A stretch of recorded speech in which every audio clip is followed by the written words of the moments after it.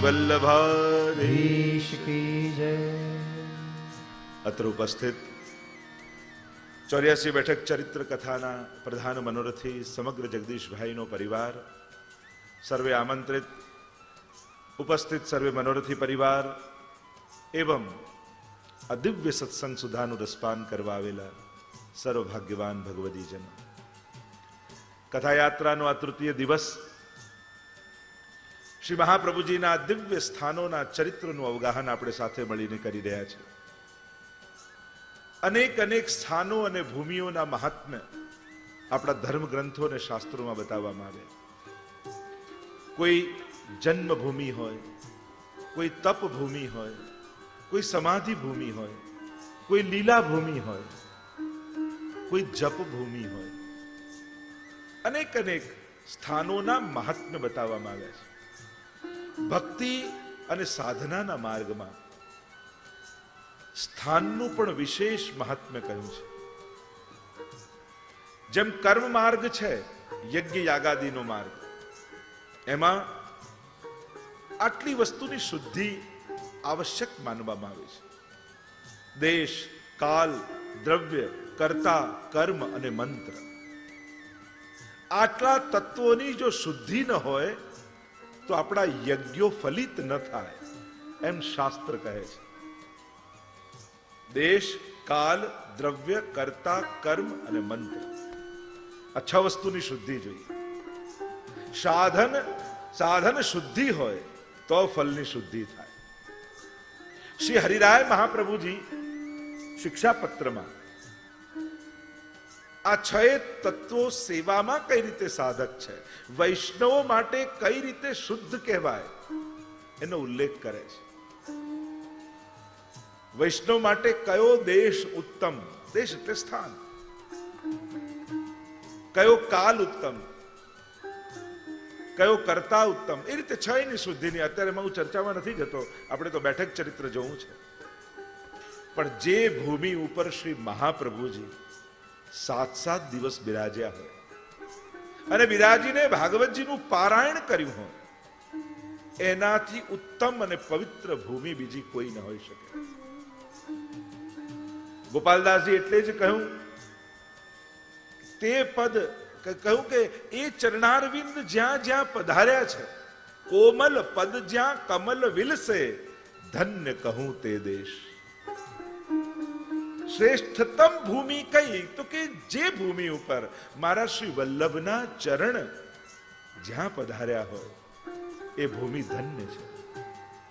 ઠાકોરજી 11 વર્ષ ને 52 દિવસ બ્રજમાં બિરાજ્યા અને બ્રજની ભૂમિને ખુલ્લા ચરણારવિંદથી પાવન કરી.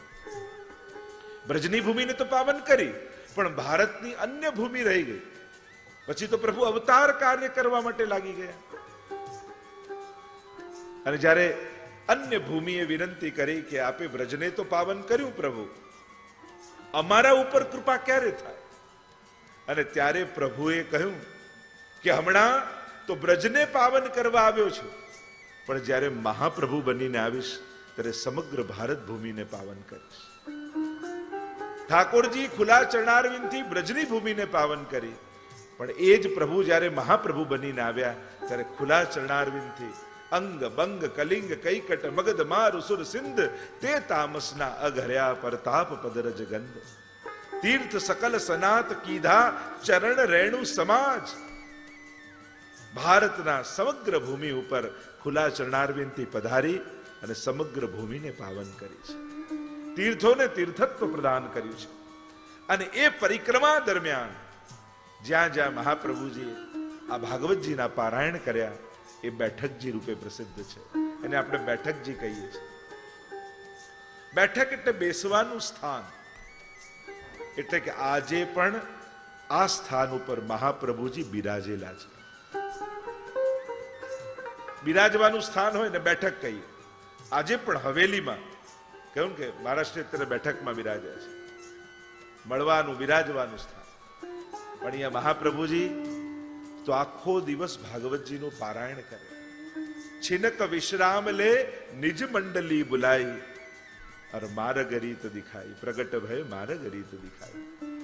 સેવાના અનવસરમાં ભાગવતજીના પારાયણ થાય, સત્સંગ થાય, સુબોધનીજીના કથનો થાય. માધવ ભટ્ટ કશ્મીરી, કૃષ્ણદાસ મેઘન, દમલાજી દામોદાસ હરસાણીજી આ બધા જ આસપાસ બિરાજ્યા હોય. મહાપ્રભુજી વચનામૃત સુબોધનીજી પર કરતા હોય અને માધવ ભટ્ટ કશ્મીરી લખતા હોય.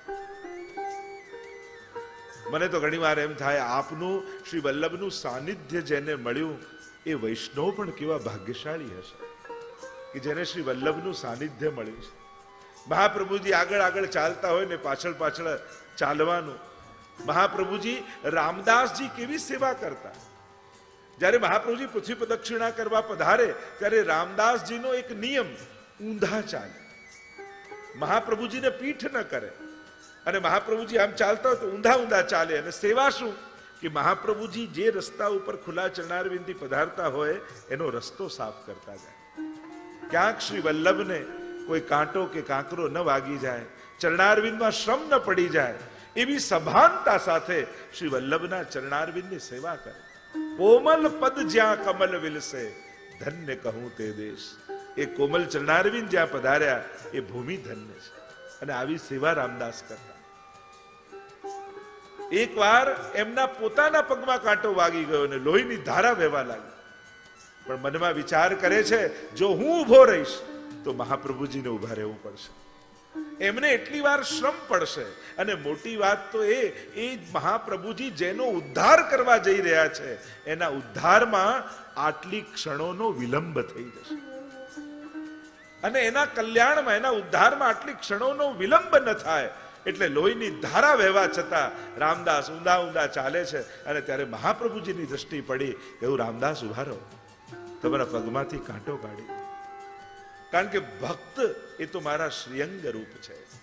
એમ ન માનશો કે તમારા પગમાં વાગ્યો છે, તમારા પગમાં વાગ્યો છે તો દર્દ મને જ થઈ રહ્યું છે.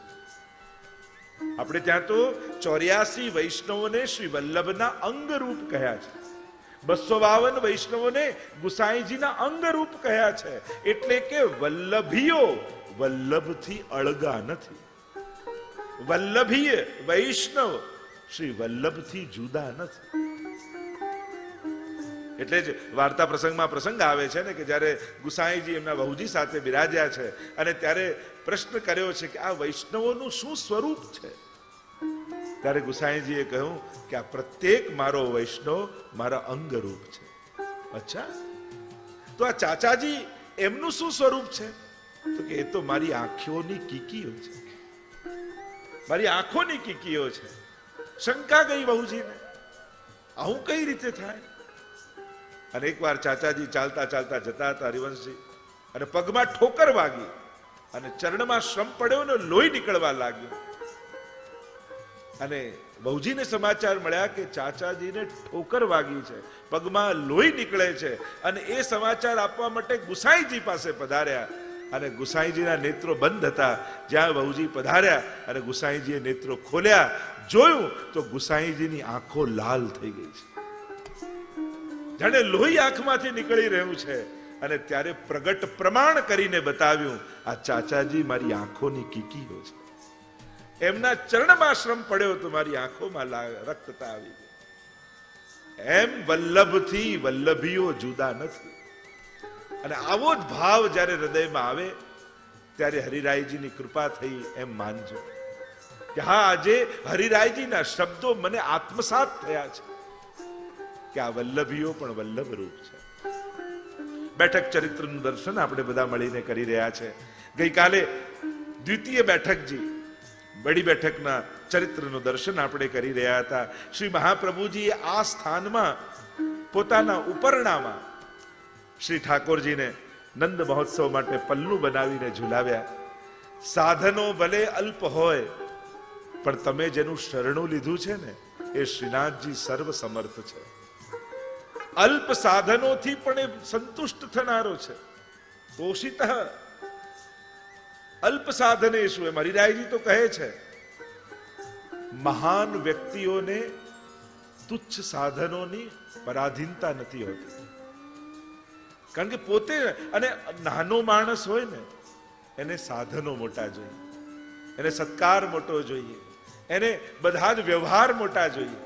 પણ જે પોતે મોટો હોય એ તુચ્છ વસ્તુઓથી તૃપ્ત થતા નથી. એને તો અલ્પ ભાવથી, શુદ્ધ ભાવથી અલ્પ વસ્તુ પણ ધરો ને તો પણ એ પ્રસન્ન થઈ જાય છે. એવા આપણા ઠાકોરજી છે, એવા આપણા મહાપ્રભુજી છે. અને એટલા માટે શ્રી ઠાકોરજીને પ્રસન્ન કરવા માટે શ્રી મહાપ્રભુજીએ પોતાનો ઉપરણો લીધો, 2 છોર પકડ્યા, દમલાજીએ છોર પકડ્યા અને પ્રભુને પલ્લા ઝુલાવી અને નંદ મહોત્સવ કર્યો. એવું મહાત્મ્ય આ બડી બેઠકજીનું છે. તો આઈએ 84 બેઠકના એ ધોળ ગાન દ્વારા દરેક બેઠકજીને વંદન કરતા કરતા, પહેલા દિવસે આપણે 12 બેઠકજીને વંદન કર્યા, કાલે 24 બેઠકજીને કર્યા, આજે 36 બેઠકજી સુધી વંદન કરી એટલે આપણા વંદન મહાપ્રભુજીને બેઠકજીમાં પહોંચે. કારણ કે 84 બેઠકને આપણે આરાધના પણ કરી રહ્યા છે અને ત્યારબાદ આપણે આ કથાના દર્શનનો આનંદ કરીશું. આઈએ સાથ में मिलकर गान करते हैं. प्रथम बैठक श्री गोकुळनी महाप्रभुजी बिराजे छे, बीजी गोकुल माही बड़ी बैठक महाप्रभुजी बिराजे छे, त्रीजी बैठक शैया मंदिरनी महाप्रभुजी बिराजे छे, અમારા પૂર્ણ પ્રેમે ત્યાં પ્રભુને દંડવત પહોંચે રે. અમારા પૂર્ણ પ્રેમે ત્યાં પ્રભુને દંડવત પહોંચે રે. ચોથી બેઠક વૃંદાવનમાં મહાપ્રભુજી બિરાજે છે, પાંચમી બેઠક વિશ્રામ ઘાટે મહાપ્રભુજી બિરાજે છે, છઠ્ઠી બેઠક મધુવનમાં મહાપ્રભુજી બિરાજે છે, અમારા પૂર્ણ પ્રેમે ત્યાં પ્રભુને દંડવત પહોંચે રે. અમારા પૂર્ણ પ્રેમે ત્યાં પ્રભુને દંડવત પહોંચે રે.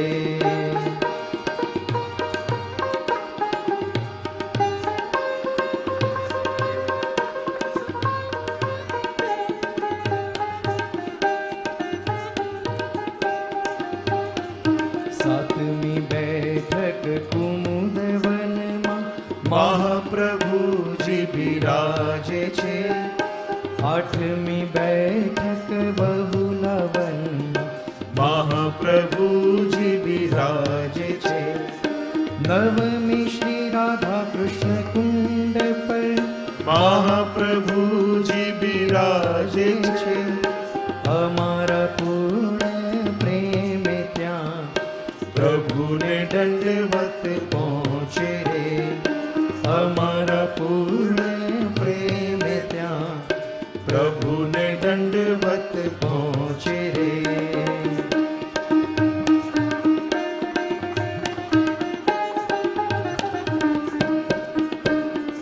દસમી માનસી ગંગા પર મહાપ્રભુજી બિરાજે છે, બેઠક 11મી શ્રી પરાસોની મહાપ્રભુજી બિરાજે છે, 12મી અન્યુરમાં સદુ પાંડેને ત્યાં મહાપ્રભુજી બિરાજે છે, અમારા પૂર્ણ પ્રેમે ત્યાં પ્રભુને દંડવત પહોંચે રે. અમારા પૂર્ણ પ્રેમે ત્યાં પ્રભુને દંડવત પહોંચે રે.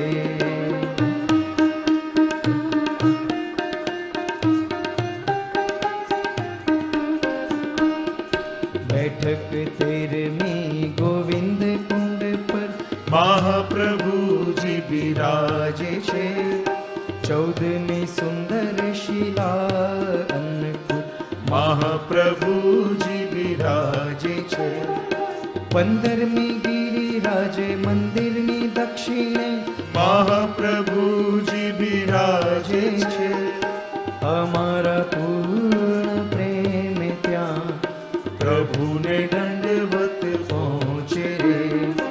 અમારા પૂર્ણ પ્રેમ ત્યાં પ્રભુને દંડવત પહોંચે રે.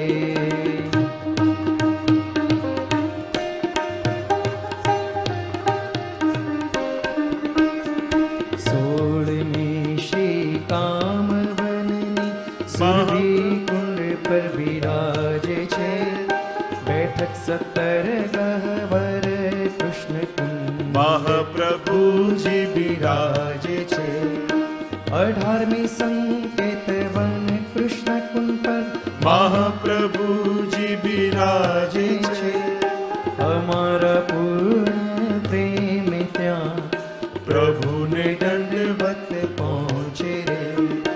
અમારા પૂર્ણ પ્રેમ ત્યાં પ્રભુને દંડવત પહોંચે રે.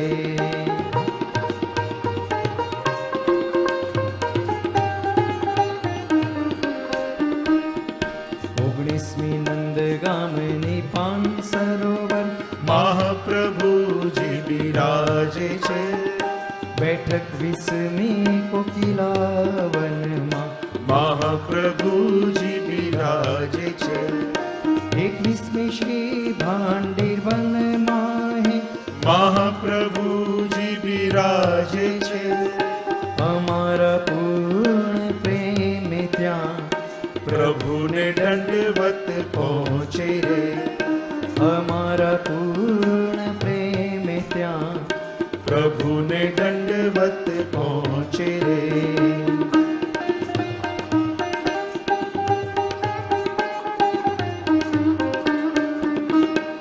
બેઠક 22મી માન સરોવર મહાપ્રભુજી બિરાજે છે.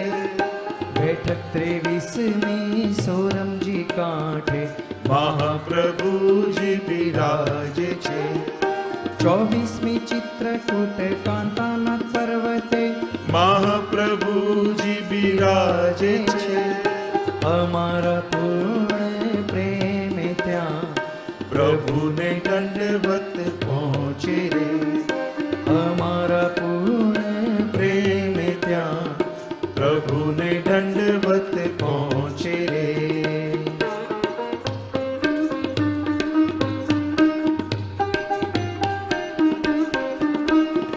બેઠક 25મી અયોધ્યામાં મહાપ્રભુજી બિરાજે છે. બેઠક 26મી નૈમિષારણ્યમાં મહાપ્રભુજી બિરાજે છે. બેઠક 27મી કાશીમાં મહાપ્રભુજી બિરાજે છે. અમારા પૂર્ણ પ્રેમ ત્યાં પ્રભુને દંડવત પહોંચે રે. અમારા પૂર્ણ પ્રેમ ત્યાં પ્રભુને દંડવત પહોંચે રે.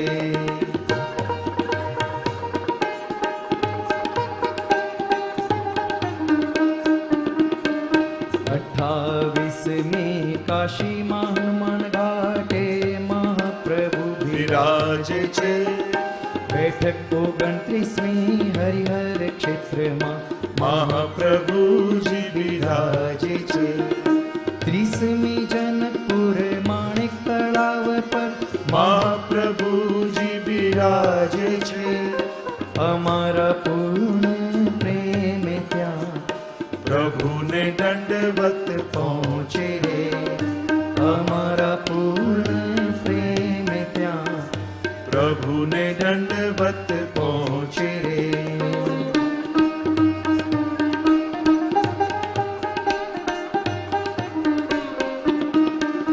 31મી ગંગા સાગર મહાપ્રભુજી બિરાજે છે. બેઠક 32મી ચંપારણ્ય જ્યાં મહાપ્રભુજી બિરાજે છે. બેઠક 33મી બીજી ચંપારણ્યમાં મહાપ્રભુજી બિરાજે છે. અમારા પૂર્ણ પ્રેમ ત્યાં પ્રભુને દંડવત પહોંચે રે. અમારા પૂર્ણ પ્રેમ ત્યાં પ્રભુ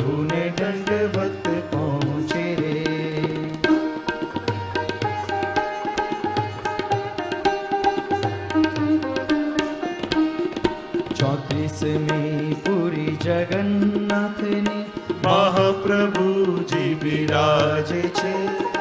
બેઠક 35મી જી પંઢરપુરની મહાપ્રભુજી બિરાજે છે. 36મી નાસિકમાં તપોવન માહી મહાપ્રભુજી બિરાજે છે. અમારા પૂર્ણ પ્રેમે ત્યાં પ્રભુને દંડવત પહોંચે રે. અમારા પૂર્ણ પ્રેમે ત્યાં પ્રભુને દંડવત પહોંચે રે.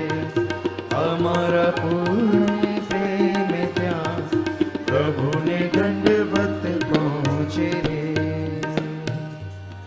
આ 84 બેઠકમાં આપણા સૌના દંડવત આપણે આ કીર્તનના માધ્યમથી પહોંચાડી રહ્યા છીએ. તૃતીય બેઠક એ દ્વારકાધીશ મંદિરની સૈયા મંદિરની બેઠક કહેવાય.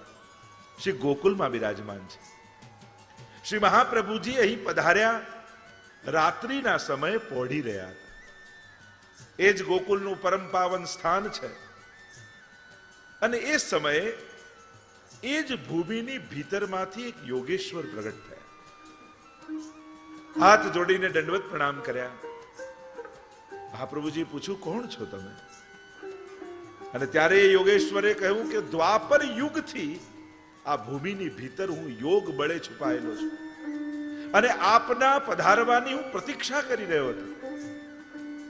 હજારો વર્ષોથી કરેલા તપનું આજે આપના સ્વરૂપના દર્શન દ્વારા મને ફળ મળ્યું છે. क्योंकि जप तप तीर्थ नेम धर्म व्रत मेरे श्री वल्लभ प्रभु को नाम. એ યોગેશ્વર પ્રસન્ન થઈ રહ્યા છે. અનેક સમયથી જ્યારથી પ્રભુ પધાર્યા એમ કહેવાય છે કે જ્યારે ઠાકોરજી વ્રજ છોડીને ગયા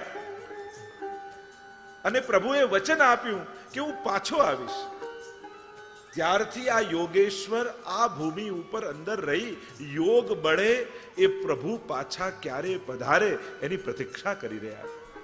અને પ્રભુ એમને સંકેત કર્યો હતો કે જ્યારે કલિયુગમાં હું આચાર્ય ચરણ રૂપે ભૂતલ પર આવીશ ત્યારે આ સ્થાનમાં પાછો પધારીશ. અને ત્યારથી આ યોગેશ્વર પ્રતીક્ષા કરી રહ્યા છે અને હાથ જોડીને કહે છે આજે તપનું મને ફળ મળ્યું. જો પુષ્ટિ માર્ગમાં જપ તપ તીર્થ નેમ ધર્મ અને વ્રત મેરે શ્રી વલ્લભ પ્રભુ કો નામ. અન્ય સ્થાનોમાં તપનું ફળ શું, જપનું ફળ શું? લોકો અલૌકિક કાર્યો કરીને પણ ફળ રૂપે ઈચ્છા તો લૌકિકની જ રાખે છે.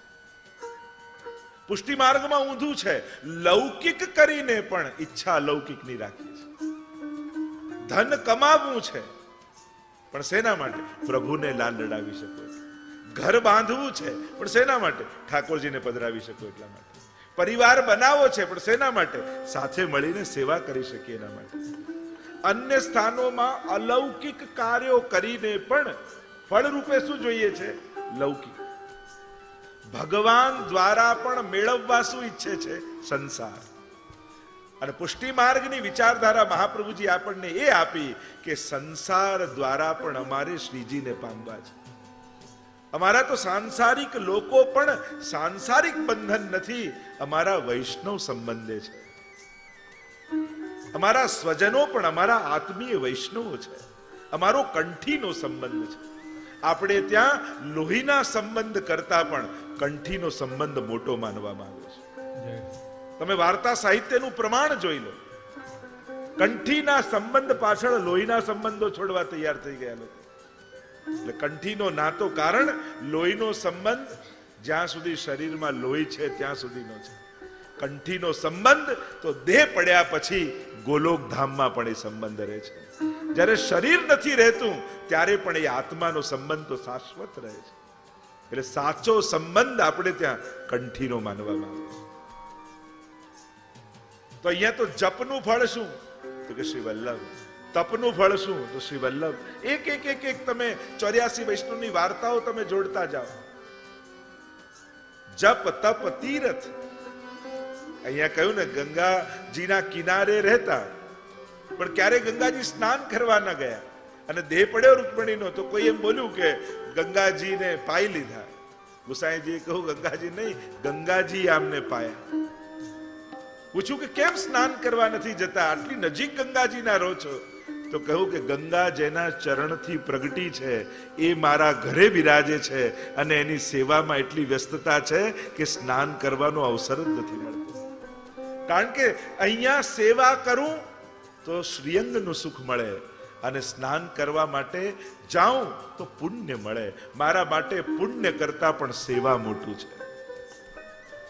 અહીંયા ભગવત સેવાની પ્રધાનતા કહી છે. ધર્મ કરતા પણ ધર્મી મોટો છે, પુણ્ય કરતા પણ સેવા મોટી છે, સાધન કરતા શ્રીજી મોટા છે. એટલે જપ તપ તીર્થ નેમ ધર્મ. પદ્મનાભદાસજીની વાર્તા જુઓ તમે. મહાપ્રભુજી પ્રદક્ષિણા કરતા કરતા પધાર્યા અને ભોજન કરવા બિરાજ્યા છે. વાર્તા સાહિત્યમાં વાંચજો પદ્મનાભદાસજીની વાત. એટલામાં મહાપ્રભુજીની પાછળ પાછળ કોઈ એક શેઠ રસ્તો શોધતો શોધતો કહ્યું કે આ મહાપુરુષની પાછળ પાછળ ચાલુ તો ગામમાં પહોંચી જઈશ. અને મહાપ્રભુજી તો જલ્દી પધારી ગયા. પાછળથી કોઈ એનું ધન લૂંટી ગયું. અને ધન લૂંટી ગયું તો હતું એ બધું જતું રહ્યું. તો કે કોને ફરિયાદ કરું, બીજું તો કોઈ છે નહીં. આ જેમની પાછળ પાછળ જતા હતા એમને કહું કે મારું ધન લૂંટાઈ ગયું, મને ધન ક્યાંથી પાછું મળે? અને પદ્મનાભદાસજી દ્વાર પર ઉભા છે. મહાપ્રભુજી ભોજન કરવા બિરાજે છે. અને પેલા શેઠજી આવ્યા શોધતા શોધતા કહ્યું કે પેલા આચાર્ય ચરણ ક્યાં ગયા? પદ્મનાભદાસજીએ કહ્યું ભોજન કરવા બિરાજે છે. મારે હમણાં ને હમણાં ફરિયાદ કરવી છે, હમણાં ને હમણાં મારી યાચના કરવી છે. મારું ખોવાયેલું ધન મને ક્યાંથી મળે? પદ્મનાભદાસજીને થયું અરે જો મહાપ્રભુજીના કર્ણમાં શબ્દો પડશે તો એમને શ્રમ પડશે. એ તો આપ તો પરમ મહાકારુણિક છે, કોઈનું દુઃખ જોઈ શકતા નથી. ભોજન છોડીને ઉભા થઈને આવી જશે. એ તો આવી જશે પણ મારો સેવક ધર્મ જશે. જો ઠાકોરજી કૃપા કરીને બધું છોડીને જીવ પાસે આવે, પણ આપણે સેવક છીએ, આપણે આપણો સેવક ધર્મ ન જતો રહે એની સાવધાની રાખવી. ગઈકાલે જો કહેતો એને જરૂર છે કે નહીં એની ચિંતા આપણે નહીં કરવી, પણ મને ધરવાનો મોકો મળ્યો એ આપણું સૌભાગ્ય છે. આપણે તો મંદિરનું બેંક બેલેન્સ ચેક કરવા જઈએ કે એમાં કેટલા છે અને આપવા જેવા છે કે નહીં મંદિરમાં. અરે એ વિચારવાનું કામ આપણું નથી. આપણને આપવાની ઈચ્છા થઈ એ આપણું સૌભાગ્ય છે. એ કોઈ દાન નથી કે કોઈ જરૂરિયાતને આપી, એ તો દાન કહેવાય. પણ સમર્પણ છે. અહીંયા તો મારું સૌભાગ્ય છે કે મારા મનમાં પ્રભુને ધરવાની ઈચ્છા જાગી. થયું કે મહાપ્રભુજીને જો શ્રમ પડે તો મારો સેવક ધર્મ જાય. અચ્છા કેટલા પૈસા તમારા ગયા છે? ચાલો મારી સાથે. પદ્મનાભદાસજી પાસે કઈ છે નહીં. બજારમાં લઈ ગયા. શેઠજી દુકાન પર બેઠા હતા અને પદ્મનાભદાસજીની સાખ એવી કે એના જેવો ભગવદી ગામમાં કોઈ નહીં. કહ્યું કે આને એટલે જેટલા રૂપિયા જોઈતા હોય ને આપી દો. લોકો આપી તો દઉં પણ એના બદલામાં શું મૂકશો? ત્યારે પદ્મનાભદાસજી કહે છે મારો ધર્મ હું ગીરવે મૂકું છું. આજ સુધી જે કોઈ પણ ધર્મ મારાથી રંચક પણ થયો હશે એ ધર્મ તમને ગીરવે આપું છું. પૈસા આપીને પાછો છોડાવી દઈશ. એમની વચન પર વિશ્વાસ. અને પેલા શેઠજીએ ધર્મ ગીરવે રાખી લીધો. થયું કે તમારો ધર્મ ગીરવે, આજ સુધીના કરેલા સત્કર્મો પુણ્યો ગીરવે મૂકી જાઓ છો. શેના માટે? તો કે જો ધર્મીને સુખ ના આપી શકું તે ધર્મ શું કામનો? મારા કરેલા ધર્મો મારા ગુરુને જો શ્રમ પડતા રોકી ન શકે તો એ ધર્મ મારા શું કામ? ધર જપ તપ તીર્થ નેમ ધર્મ વ્રત મેરે શ્રી વલ્લભ પ્રભુ કો. આ શ્રદ્ધા, આ ભાવના આપણા ભગવદીઓમાં છે. એટલે પેલા યોગેશ્વરે એમ કહ્યું મારા તપનું ફળ આજે મને મળ્યું છે, પણ આપની પાસે મારે એક વચન માંગવું છે. જો આ સૈયા મંદિરની બેઠક છે, ગોકુલની ત્રીજી બેઠક, હું અહીંયા જ નિવાસ કરીશ. મારે વ્રત છોડીને જવું નથી. હું યોગી છું, મને ભવિષ્ય દેખાય છે. મહાપ્રભુજી આગળ ભવિષ્યના કથન કરી રહ્યા છે.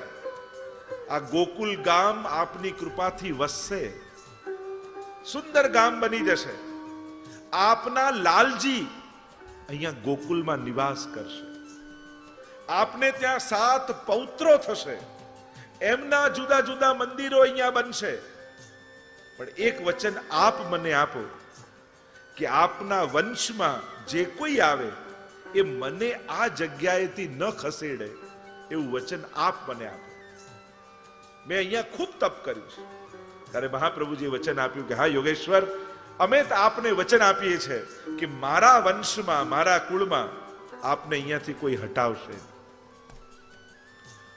અને મહાપ્રભુજીના વચન સાંભળીને પ્રસન્ન થઈ ગયા યોગેશ્વર. મહાપ્રભુજી તો ત્યાંથી પધાર્યા, વર્ષો વીત્યા.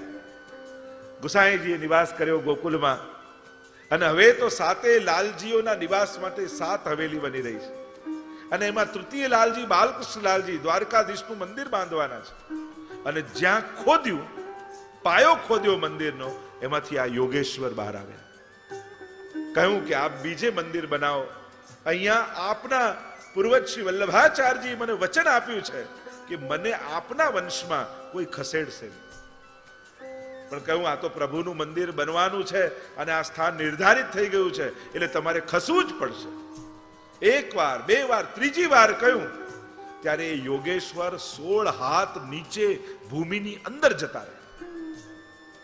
અને અંદર જતા રહ્યા અને ત્યાં દ્વારિકાધીશની હવેલી બનાવી, મંદિર બનાવ્યું. મહાપ્રભુજીએ વચન આપ્યું છે અને વલ્લભનું વચન તો ઠાકોરજી નિભાવે છે.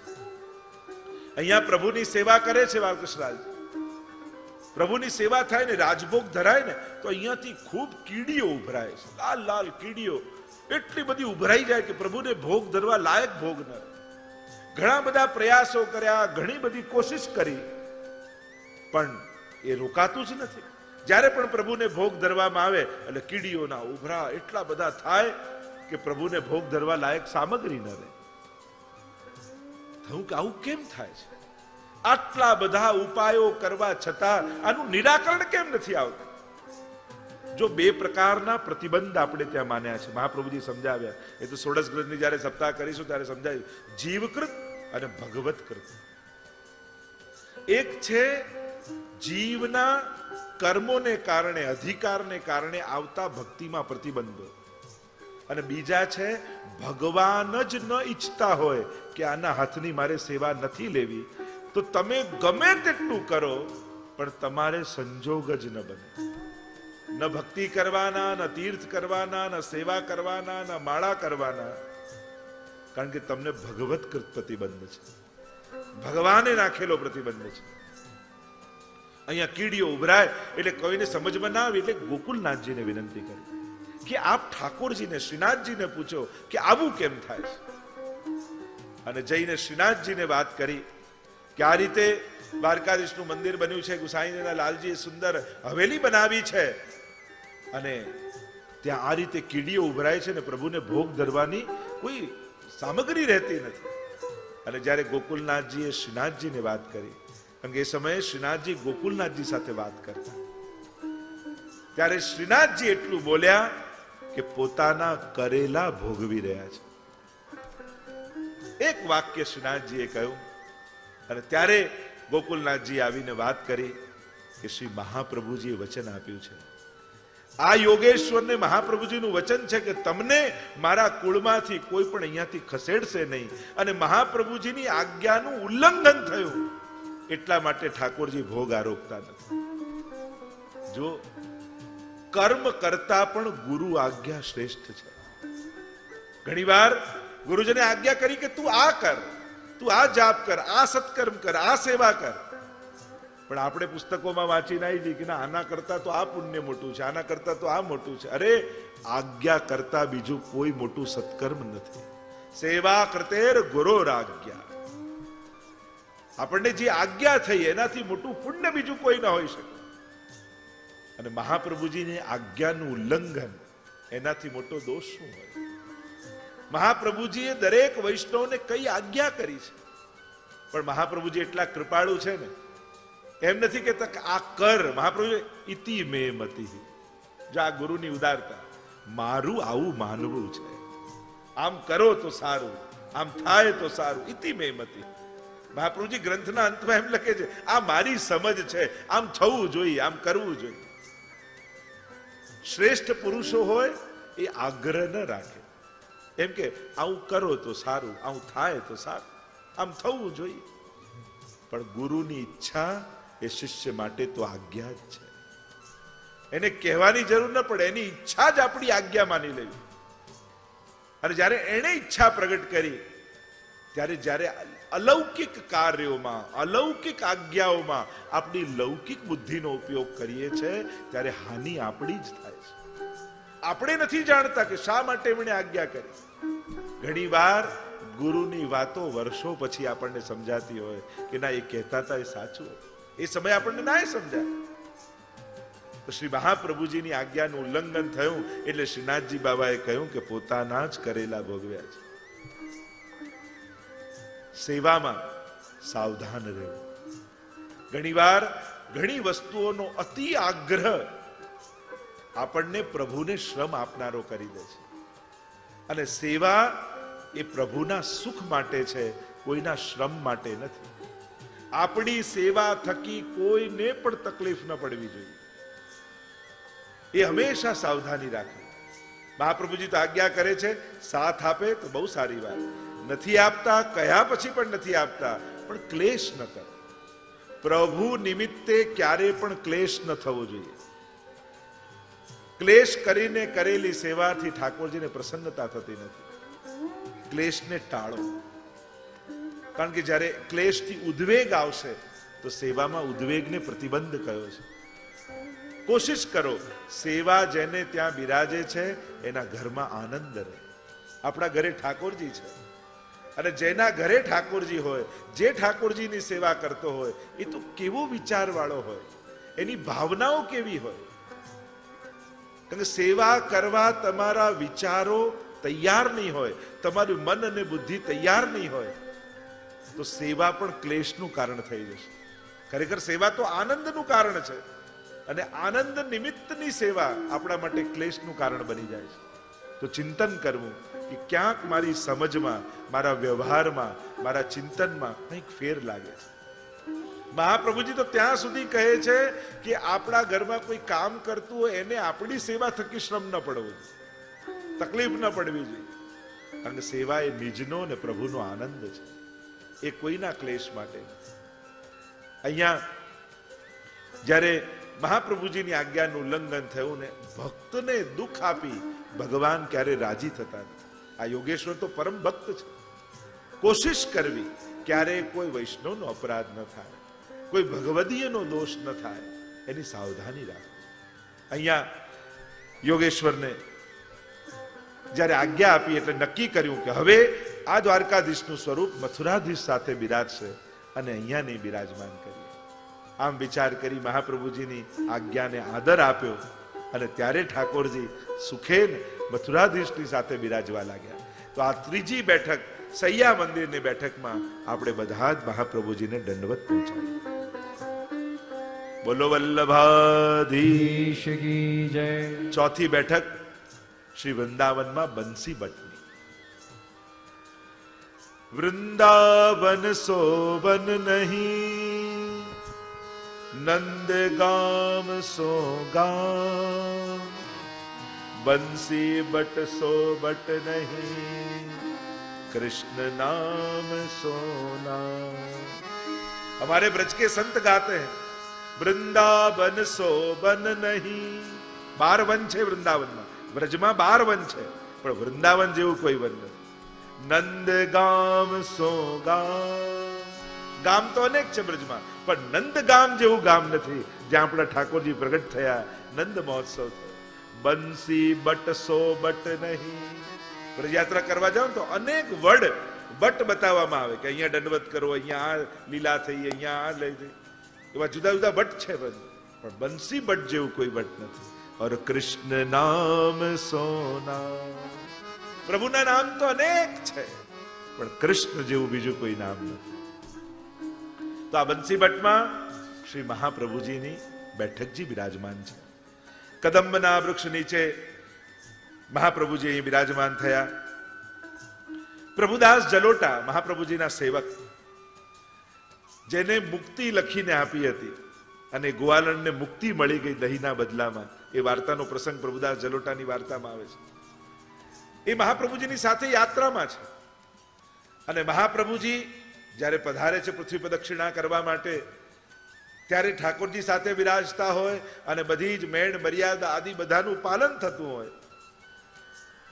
મહાપ્રભુજીએ સખડી પ્રસાદ લેવા માટેની આજ્ઞા કરી પ્રભુદાસ જલોટા કે તમે આ પ્રસાદની પાતળ લો. ત્યારે પ્રભુદાસે વિનંતી કરી કે જયરાજ હજી મેં સ્નાન કર્યું નથી તો સખડી પ્રસાદ કઈ રીતે લઉં? ત્યારે મહાપ્રભુજી સ્મિત કરતા હસવા લાગ્યા. સુંદર સમજાવતા વ્રજના મહાત્મને, વ્રજની રજના મહાત્મને સમજાવતા સુંદર ચર્ચાઓ મહાપ્રભુજીએ કરી છે. અરે જલના સ્નાનથી રજનું સ્નાન શ્રેષ્ઠ છે અને રજના સ્નાનથી જલનું સ્નાન શ્રેષ્ઠ છે. તમે વ્રજની રજને શું કરીને જાણો છો? મુક્તિ કહે ગોપાલ સો મેરી મુક્તિ બતાય और વ્રજરજ ઉડી મસ્તક લગે તો મુક્તિ મુક્ત હે જાય.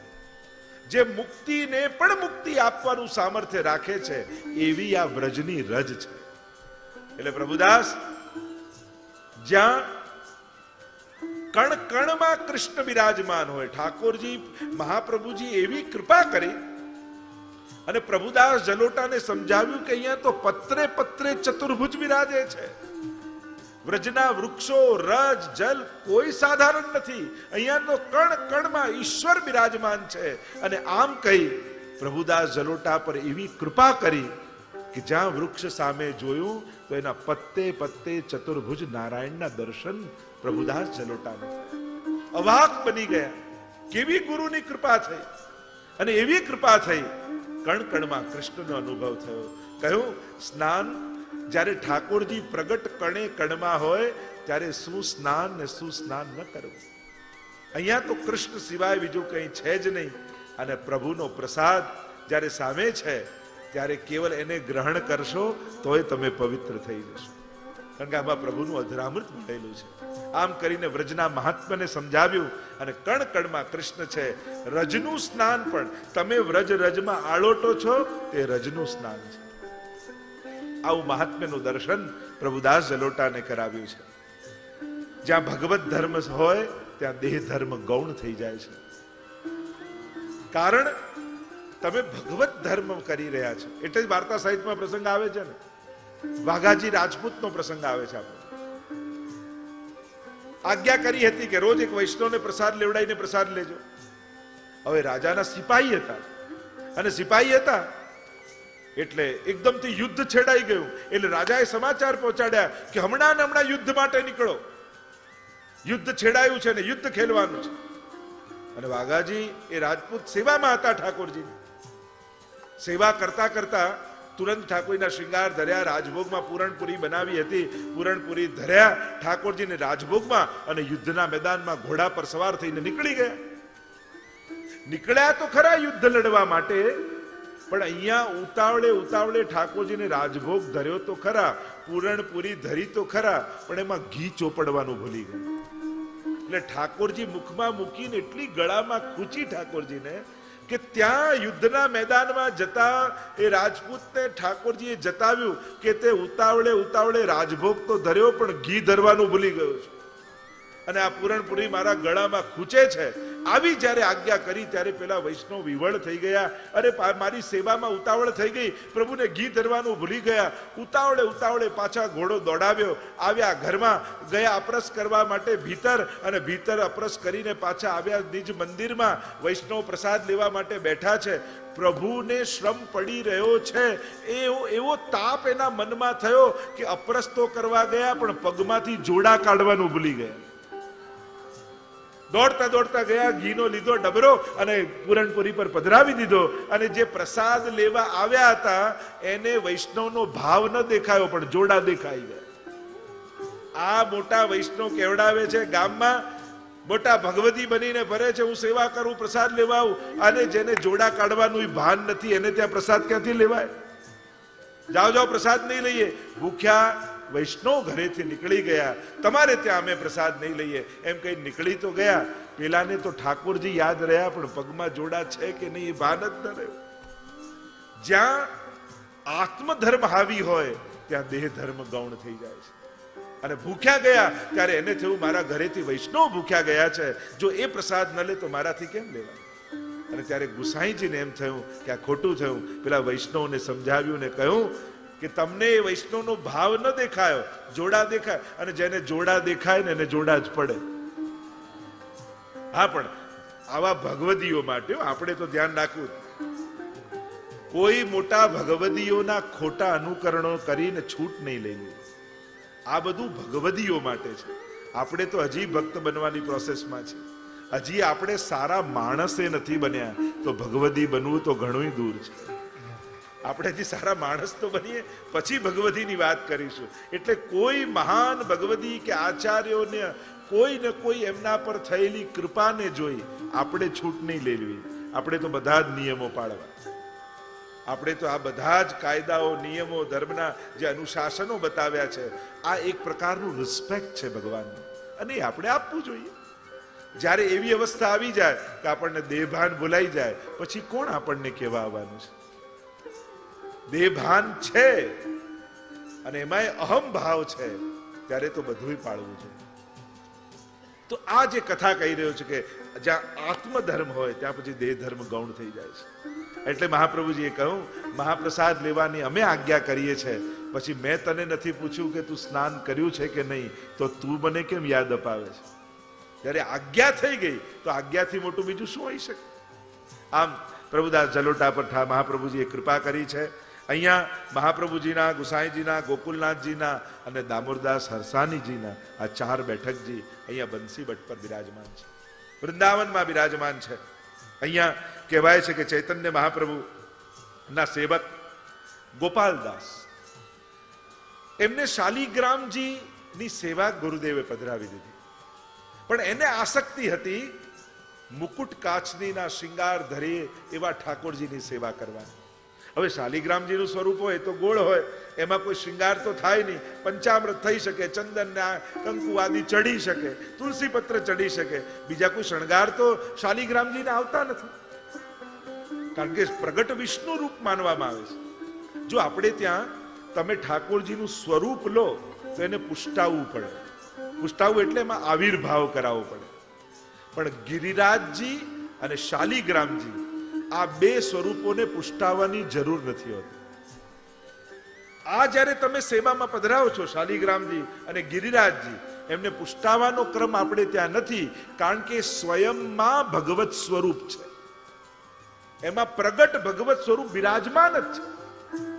એટલે જ હવેલીઓમાં 4 જયંતીઓમાં શાલિગ્રામજીને પંચામૃત થાય છે. આપણે તો મુખ્ય સ્વરૂપને તો કેવલ જન્માષ્ટમીના દિવસે સવારે પંચામૃત થાય, બાકી જેટલી જયંતીઓના પંચામૃત હોય એ શાલિગ્રામજીને થાય, કારણ કે એ પ્રગટ વિષ્ણુનું સ્વરૂપ માનવામાં આવે છે. અને આખી એની કથા તુલસી અને શાલિગ્રામજીના વિવાહની આવે. શ્રાપ લાગ્યો અને ભગવાન વિષ્ણુ શાલિગ્રામજી રૂપે પ્રગટ થયા. આજે પણ નેપાળમાં ગંડકી નદી છે, એ ગંડકી નદીમાં આ શાલિગ્રામજી પ્રાપ્ત થાય છે. એ શાલિગ્રામજીમાં આજે પણ શંખ, ચક્ર, આ બધા ચિહ્નો તમને સ્વયંભૂ રૂપે પ્રાપ્ત થાય. તે વિષ્ણુના રૂપ માનવામાં આવે છે. એ રીતે જ ગિરિરાજજીનું સ્વરૂપ પણ સાક્ષાત ભગવદ રૂપ છે, એને પણ પુષ્ટાવવાની જરૂર નથી હોતી. તો આ આપણે ત્યાંનો વિવેક છે. તો આ ગૌડીએ ભક્ત શાલિગ્રામજીની સેવા પધરાવી તો દીધી ગુરુદેવે, પણ આના મનમાં સ્વરૂપ સેવાની આસક્તિ, અને એમાં પણ ઠાકોરજીને મુકુટ અને કાચનીનો શિંગાર, જે રાસ સમયે ઠાકોરજી શિંગાર ધરે છે એવા શિંગાર ધરવાની બહુ આસક્તિ. તો ગુરુદેવે તો આજ્ઞા ન આપી એને, નામ જપવાનો વિશેષ પ્રકાર. એટલે આવ્યા મહાપ્રભુજી પાસે ગોપાલદાસ અને વિનંતી કરવા લાગ્યા કે આપ મને કોઈ એવું ભગવત સ્વરૂપ પધરાવી દો, હું આપનો શિષ્ય થાઉં, અને આપ એવું સ્વરૂપ પધરાવો. એમને મુકુટ કાચીનો રોજ શિંગાર ધરો.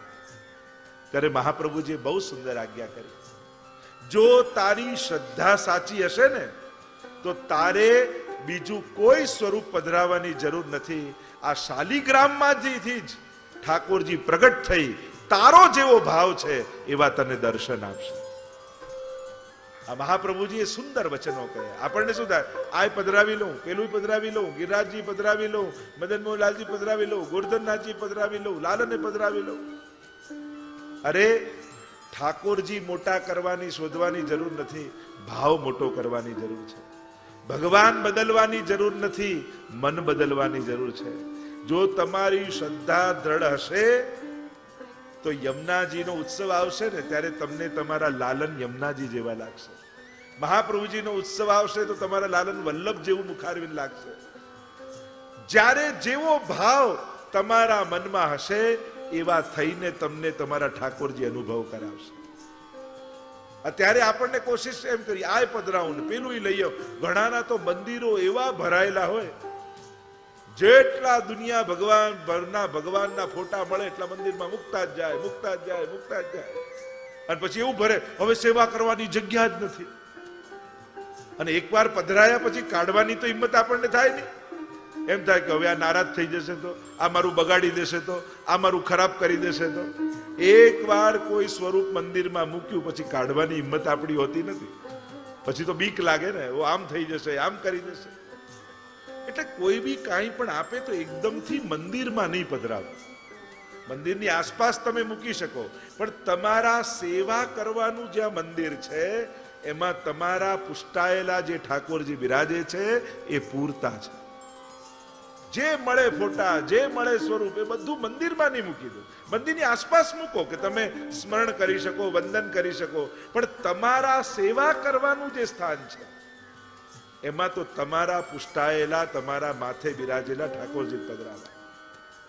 મહાપ્રભુજી આજ્ઞા કરી, તારો ભાવ સાચો હશે તો શાલિગ્રામજી માંથી તને ઠાકોરજી પ્રગટ થયેલા અનુભવ થશે.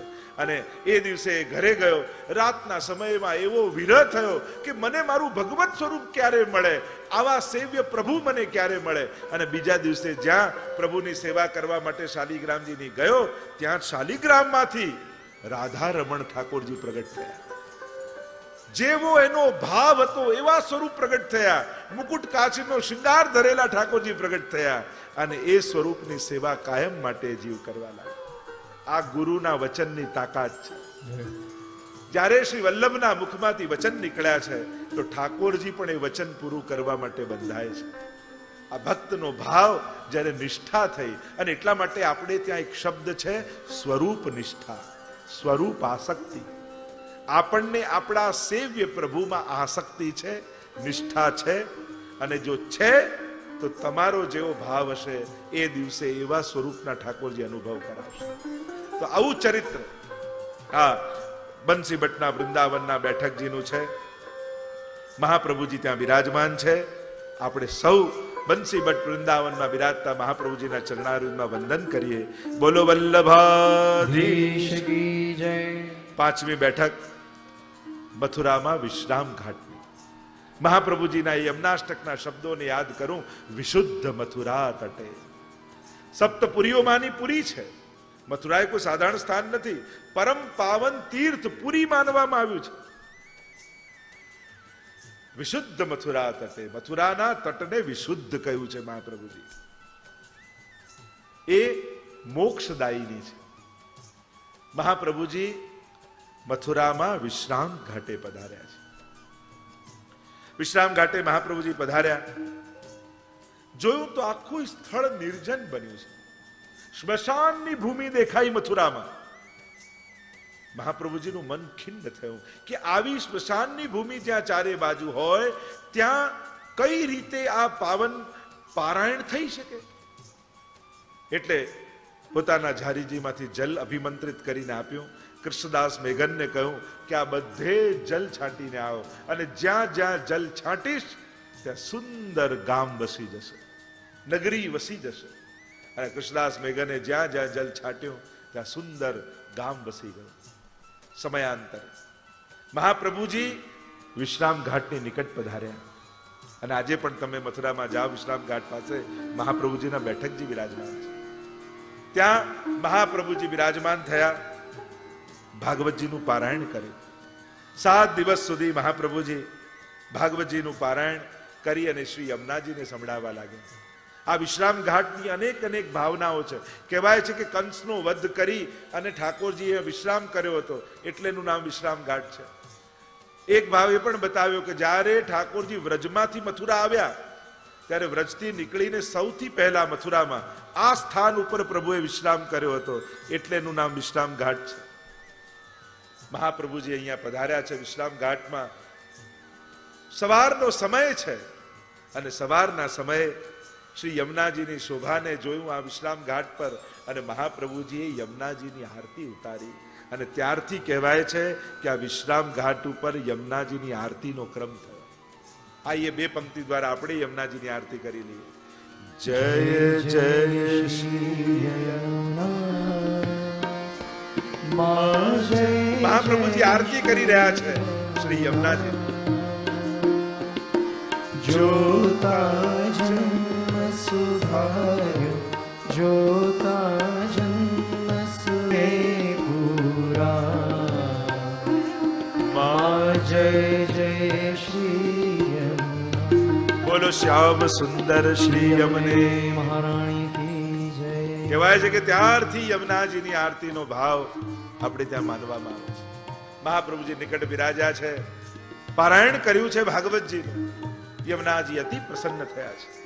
અનેક કથાઓ આની સાથે જોડાયેલી છે. કહેવાય છે કે એ સમયે સુબા યવન હતા અને એણે જે લોકો વિશ્રામ ઘાટે નિત્ય સ્નાન યમુનાજીનો કરવા આવે તો એના દ્વાર ઉપર એવો યંત્ર ચમત્કારી લગાવી દીધો કે જે એ દ્વારમાંથી નીકળે અને એને એવો યંત્ર લગાડ્યો કે એની ચોટી કપાઈ જાય, દાઢી ઉગી જાય, એનો ધર્મ બદલાઈ જાય. કહેવાનો અર્થ, જો આપણે ત્યાં અમુક વાતોને જુદા જુદા સંકેતો દ્વારા સૂચિત કરવામાં આવે છે. એ સમય એવો આક્રાંત માહોલ હતો કે પોતાનો ધર્મ જીવવો પણ કઠિન હતો, સહજ નહોતું. આપણા પૂર્વજોએ કેવો પરિશ્રમ કર્યો છે આપણી સંસ્કૃતિને ધર્મને ટકાવવા માટે, કેવો ત્યાગ અને કેવો સંઘર્ષ કર્યો છે.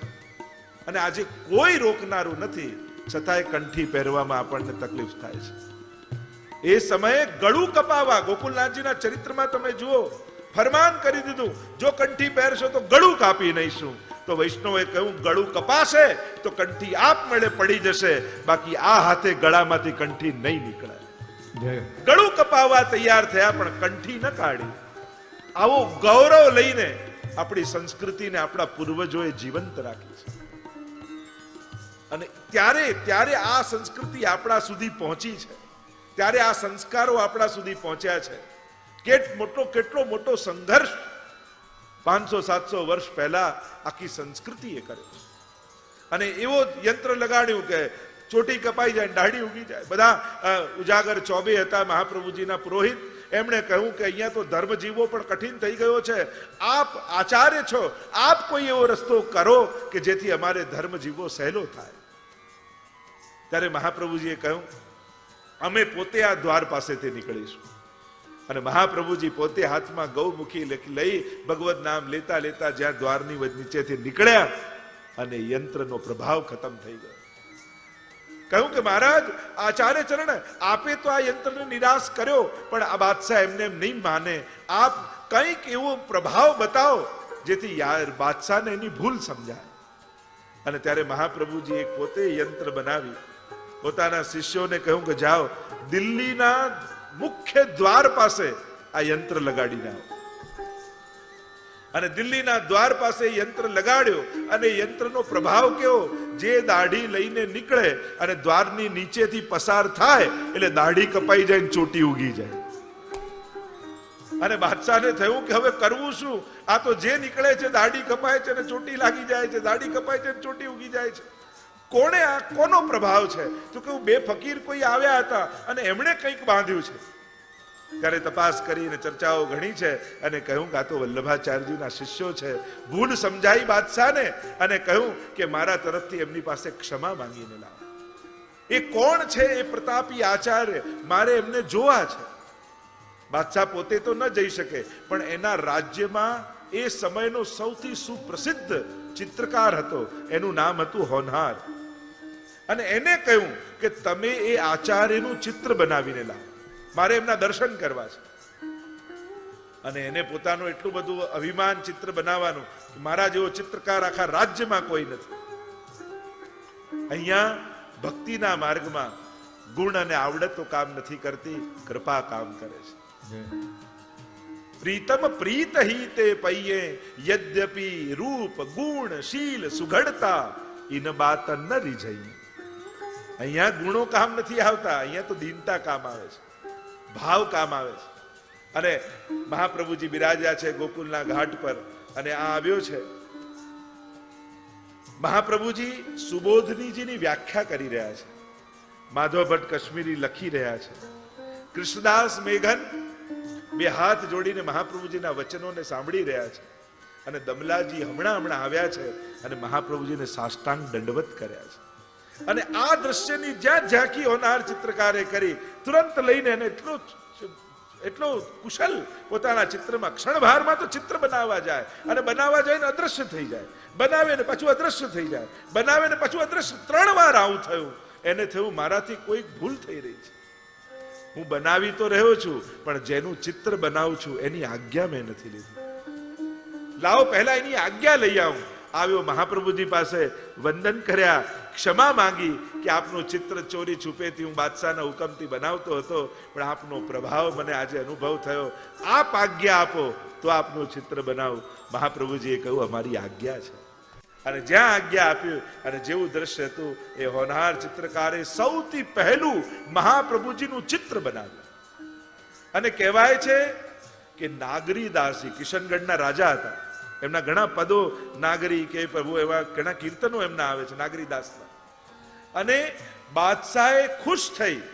એ નાગરીદાસ મહાપ્રભુજીના સેવક હતા એટલે એ ચિત્ર એમને ઉપહાર રૂપે આપ્યું.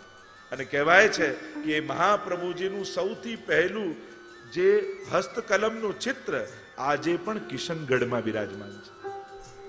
જે મહાપ્રભુજીનું ચિત્ર દોરવામાં આવ્યું હતું બાદશાહ દ્વારા, તો એની પણ લીલા અહીંયા કરવામાં આવી છે.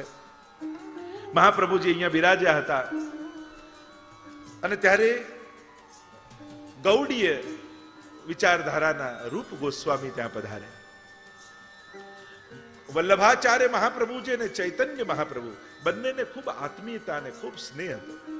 જ્યારે પણ વ્રજની પરિક્રમા કરતા કરતા બંનેનો મેળાપ થાય ત્યારે બંને ખૂબ સહર્ષ સત્સંગ કરતા, ભગવત ચર્ચા કરતા. ચૈતન્ય મહાપ્રભુના શિષ્ય રૂપ ગોસ્વામી અહીંયા મહાપ્રભુજી પારાયણ કરી રહ્યા છે, વૈષ્ણવ બિરાજમાન છે અને એ સમયે ત્યાં આવ્યા છે.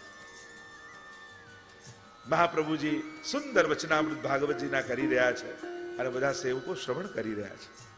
પધાર્યા રૂપ ગોસ્વામી અને હાસ્ય વિનોદ કરતા મહાપ્રભુજી સાથે વાર્તાલાપ કરતા કરતા એમણે કહ્યું કે આચાર્ય ચરણ, આપનો માર્ગ તો પુષ્ટિ માર્ગ છે. પુષ્ટ થવું, તરોતાજા તગડા થવું. હાસ્યમાં થોડું કહ્યું કે આપનો માર્ગ તો પુષ્ટિ માર્ગ છે, પછી આપના આ સેવકો બધા દુબળા પાતળા કેમ છે? ત્યારે મહાપ્રભુજી એનો એવો આધ્યાત્મિક ઉત્તર આપ્યો.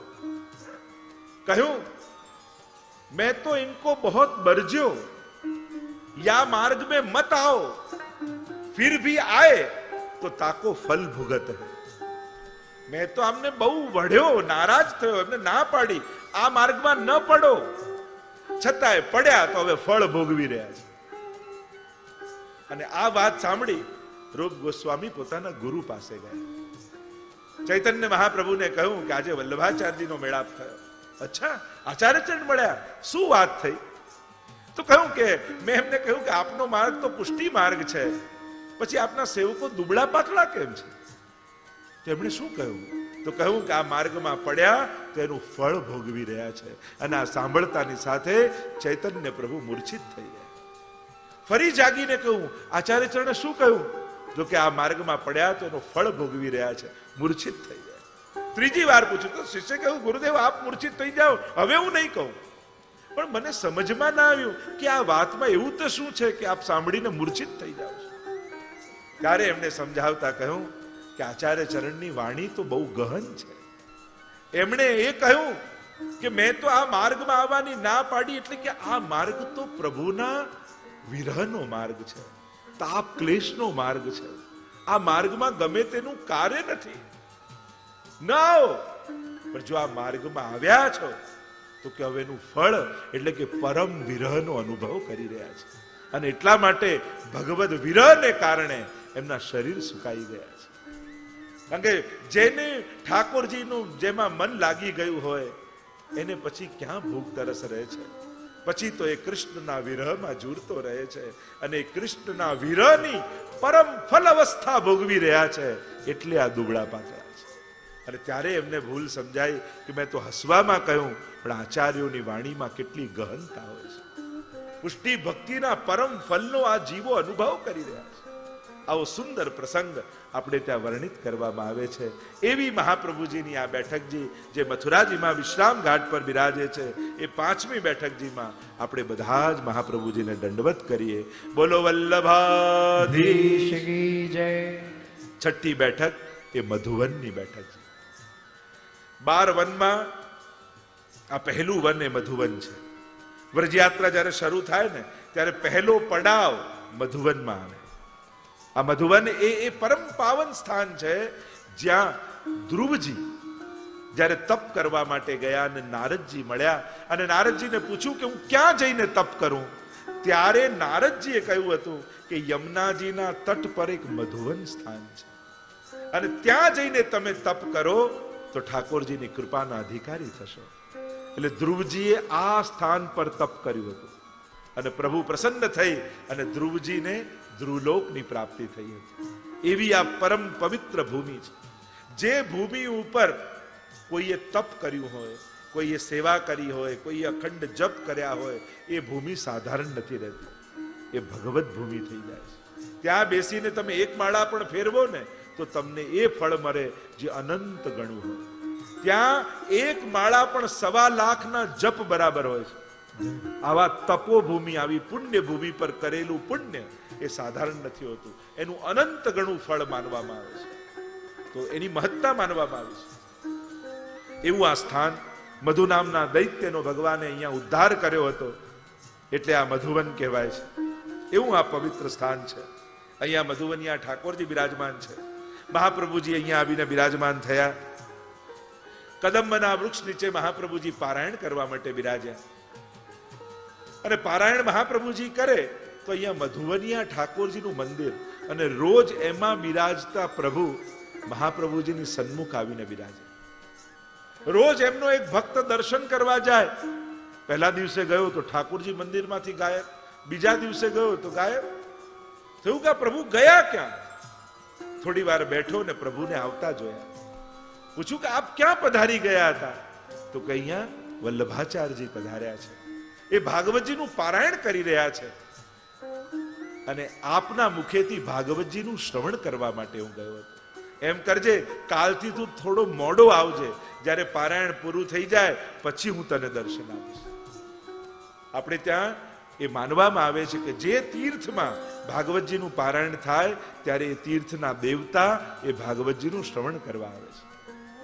એવું આ સુંદર સ્થાન મધુવનમાં જ્યાં મહાપ્રભુજીએ કૃપા કરી અને ભાગવતજીનું પારાયણ કર્યું, એ સ્થાનમાં બિરાજતા મહાપ્રભુજીને આપણે સૌ વંદન કરીએ. બોલો વલ્લભાધીશ કી જય. 7મી બેઠક કમોદ વનમાં ભાગવતજીનું પારાયણ મહાપ્રભુજીએ અહીંયા કર્યું. આ એ સ્થાન છે જ્યાં ઠાકોરજીએ વેણુનાદ કરી ભક્તોને બોલાવ્યા હતા છાક લીલા માટે. કૃષ્ણદાસ મેઘન સાથે મહાપ્રભુજી અહીંયા પધાર્યા છે, ભાગવતજીનું પારાયણ કર્યું છે. પારાયણ પૂર્ણ થતા કૃષ્ણદાસ મેઘને પ્રશ્ન કર્યો, આનું નામ કુમુદવન કેમ છે? ત્યારે મહાપ્રભુજીએ લીલા સમજાવી કે એકવાર શરદની રાત્રિમાં સ્વામીજી સાથે ઠાકોરજી અહીંયા પધાર્યા હતા અને પધાર્યા અને સ્વામીજીએ કહ્યું, મારી ઈચ્છા એ છે કે અહીંયા કુમુદીનું વન બને, અનેક કુમુદીઓ ખીલી હોય એવું સુંદર સરોવર અને કુમુદીનું વન થાય. અને ત્યારે કુમુદા અને કુમુદી આ બે સખીને ઠાકોરજી બોલાવ્યા અને આજ્ઞા કરી કે સ્વામીજીની ઈચ્છા છે એટલે અહીંયા સુંદર કુમુદીનું વન બનાવી. જો આપણે ત્યાં કમળ અને કુમુદી બે વસ્તુઓ, લાલ ખીલે ને એને કમળ કહેવાય અને સફેદ રાત્રિના સમયે ખીલે એને કુમુદી કહેવાય. શ્વેત કુમુદીઓનું વન. કમલ કુમુદ નાના અલી સુંદર મધુર કરે ત્યાં ગાન. વલ્લભાખ્યાનમાં પણ યાદ કર્યા છે. તો શ્વેત જે કમળો ખીલ્યા હોય એને કુમુદી કહેવાય, જે રાત્રિના સમયે ચંદ્રમાને જોઈને ખીલે, અને કમળ હોય એ સવારના સમયે સૂર્યને જોઈને ખીલે. પણ અહીંયા તો સૂર્ય રૂપ ઠાકોરજીનું મુખારવિંદ અને ચંદ્ર રૂપ સ્વામીજીનું મુખારવિંદ, એટલે કમળ અને કુમુદ બંને એક સાથે ખીલી જાય. આજ્ઞા કરી કુમુદા કુમુદીને કે તમે સુંદર વન બનાવો, અને જેવી આજ્ઞા થઈ એવી આજ્ઞાથી સુંદર કુમુદીનું વન બનાવ્યું છે, એટલે એનું નામ કુમુદ વન પડ્યું છે.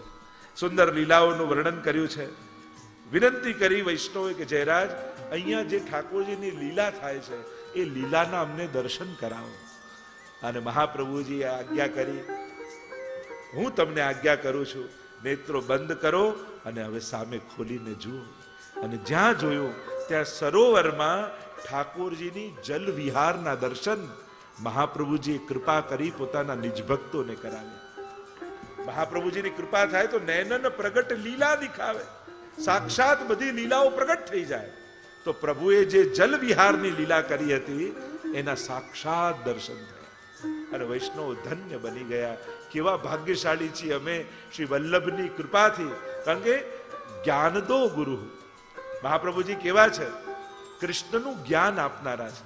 કૃષ્ણ હાર્દવિદ છે, બધાના હૃદયની જાણનારા ઠાકોરજી, પણ ઠાકોરજીના હૃદયની જાણનારા મહાપ્રભુજી છે. એટલે સર્વોત્તમ સ્તોત્રમાં ગુસાઈજીએ નામ કહ્યું, શ્રી કૃષ્ણ હાર્દવિદે નમઃ, પ્રભુના હૃદયની જાણનાર. આજે ઠાકોરજીને શું આરોગવું છે, આજે પ્રભુને શું ધરવું છે, આજે પ્રભુને શું પહેરવું છે, આજે પ્રભુને કયો મનોરથ આનંદ લેવો છે, આ પ્રભુના મનની જાણનારા મહાપ્રભુજી છે. અને એ જાણીને મહાપ્રભુજીએ સેવાનો ક્રમ બનાવ્યો છે. આપણે ત્યાં આ જે સેવા ક્રમ છે ને, એ મહાપ્રભુજી સેવા રીત પ્રીત વ્રજજન કી જનહિત જગ પ્રગટાઈ પ્રગટ ભય માર્ગ રીત દિખાય. તો આ સેવાની રીત અને પ્રીત જે પ્રભુને ગમે છે એવી મહાપ્રભુજીએ પ્રગટાવી છે.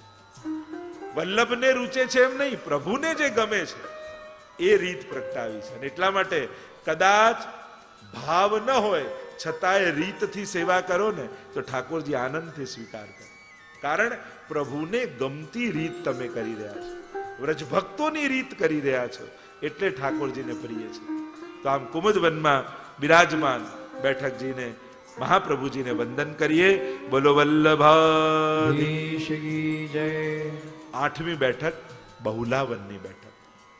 મહાપ્રભુજી પૃથ્વી પ્રદક્ષિણા કરતા કરતા બહુલાવન પધાર્યા. 12 વનમાંનું આ બહુલાવન એ 4થું વન છે. પદ્મ પુરાણમાં આ બહુલાવનની કથા ગાવામાં આવી છે. એમ કહેવાય છે અહીંયા બહુલા નામની ગાય છે, એનું નામ છે બહુલા. પદ્મ પુરાણમાં એવી કથા કહેવામાં આવે છે કે આ સત્ય વચન વાળી ગાય છે.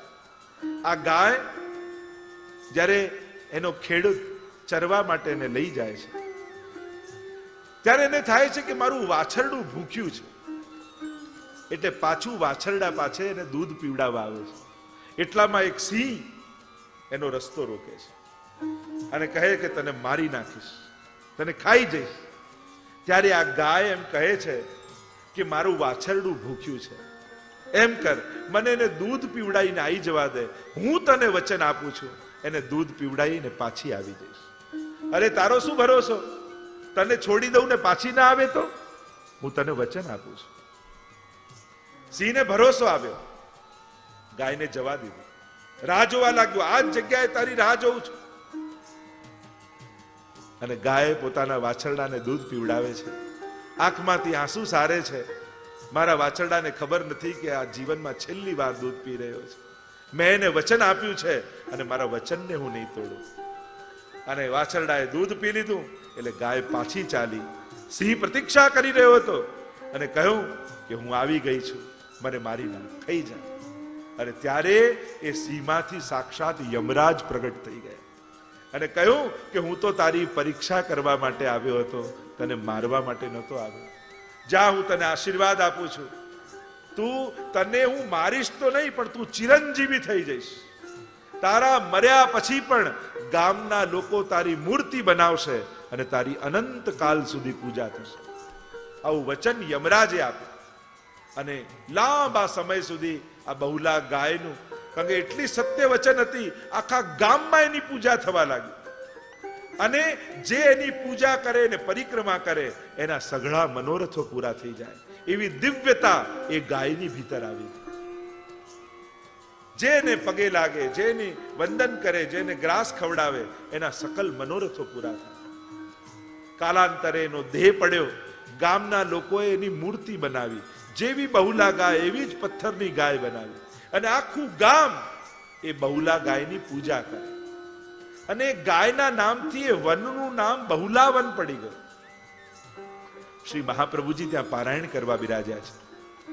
હવે યવનોનું રાજ્ય આવ્યું અને ગામનો સૂબો એક યવન બની ગયો.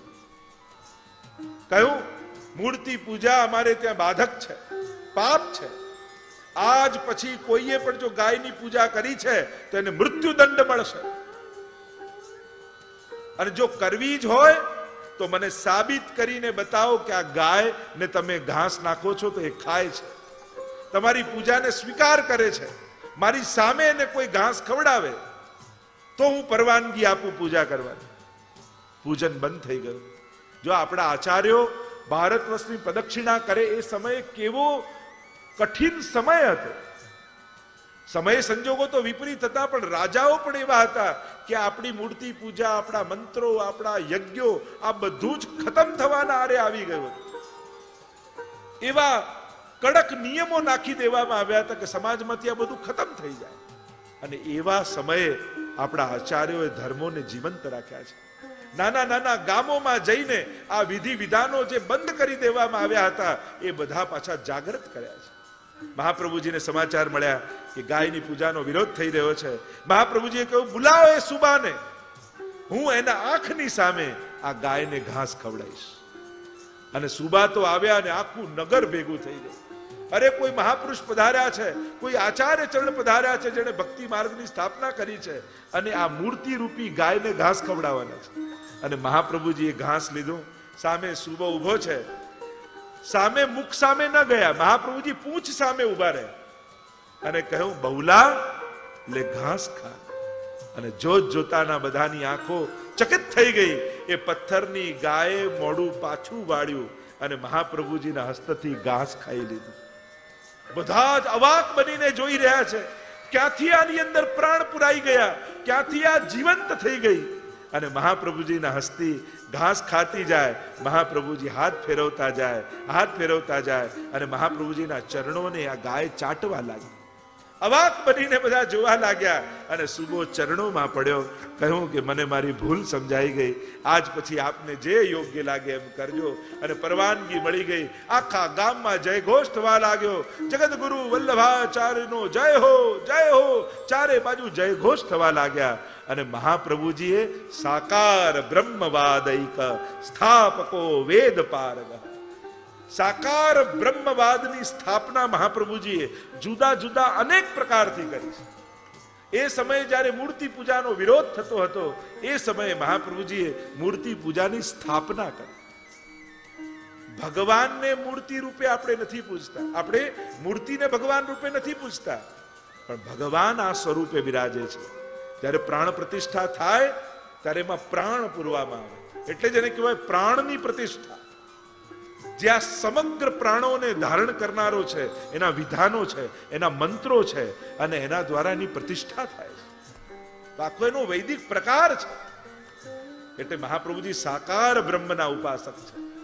અને એ સમયે એ મૂર્તિ પ્રતિષ્ઠા મહાપ્રભુજી, એમ જોવા જાઓ મહાપ્રભુજીનું પ્રદાન હિન્દુ ધર્મને જીવંત અને જાગૃત બનાવવા માટે કેવા કેવા જુદા જુદા રૂપે થયું છે, એનું જો વિશ્લેષણ કરવા જઈએ તો મહાપ્રભુજીનું પ્રદાન અદ્ભુત છે આ હિન્દુ સંસ્કૃતિ માટે. તો આમ બહુલા ગાયને જીવંત કરીને બતાવ્યું. ભૂલ સમજાઈ છે. મહાપ્રભુજી ભાગવતજીનું પારાયણ કર્યું છે. બહુલાવનમાં વિરાજતા મહાપ્રભુજીને વંદન કરીએ. બોલો વલ્લભાધીશ કી જય. નવમી બેઠકજી રાધા કૃષ્ણ કુંડ ઉપર મહાપ્રભુજી ત્યાં બિરાજ્યા છે. કહેવાય છે કે 1 મહિનો મહાપ્રભુજી અહીંયા બિરાજ્યા છે અને ભાગવતજીના પારાયણ કર્યા છે. આ રાધા કૃષ્ણ કુંડ કહેવાય છે કે અરિષ્ટાસુર જે બળદના રૂપમાં આવ્યો અને ભગવાને એનો વધ કર્યો. અને વધ કર્યો એટલે વ્રજવાસીઓ તો કહેવા લાગે, લાલન તુને બેલકુ માર દિયો, ગૌવંશ માર દિયો, તારે તો પ્રાયશ્ચિત કરવું જોઈએ. શું પ્રાયશ્ચિત કરવાનું? તો વ્રજભક્તો કહેવા લાગે, તારે તો બધા જ તીર્થોની યાત્રા કરવી જોઈએ, તો જ આ બળદને માર્યાનું પાપ જાય. ભગવાન કહે, હું બધા તીર્થોમાં ન જાઉં, પણ બધા તીર્થોને અહીંયા બોલાવી લો. પોતાના વેણુથી કુંડ ખોદ્યો અને વેણુનાદ કર્યો તો સકલ તીર્થો અહીંયા આવીને નિવાસ કર્યા કૃષ્ણ કુંડમાં, અને પ્રભુએ એમાં ડૂબકી લગાવી સકલ તીર્થોમાં સ્નાન કરી લીધું. પણ સ્વામીજી આગ્રહ કર્યો કે તમે તીર્થયાત્રા કરવી જોઈએ, અને પ્રભુએ તીર્થોનું જલ અહીંયા કરીને સ્નાન કરાવ્યું અને કહ્યું કે આપે મને શ્રમ કરાવ્યો રાધાજુ, આપે પણ હવે તો સકલ તીર્થોમાં સ્નાન કરવું જોઈએ.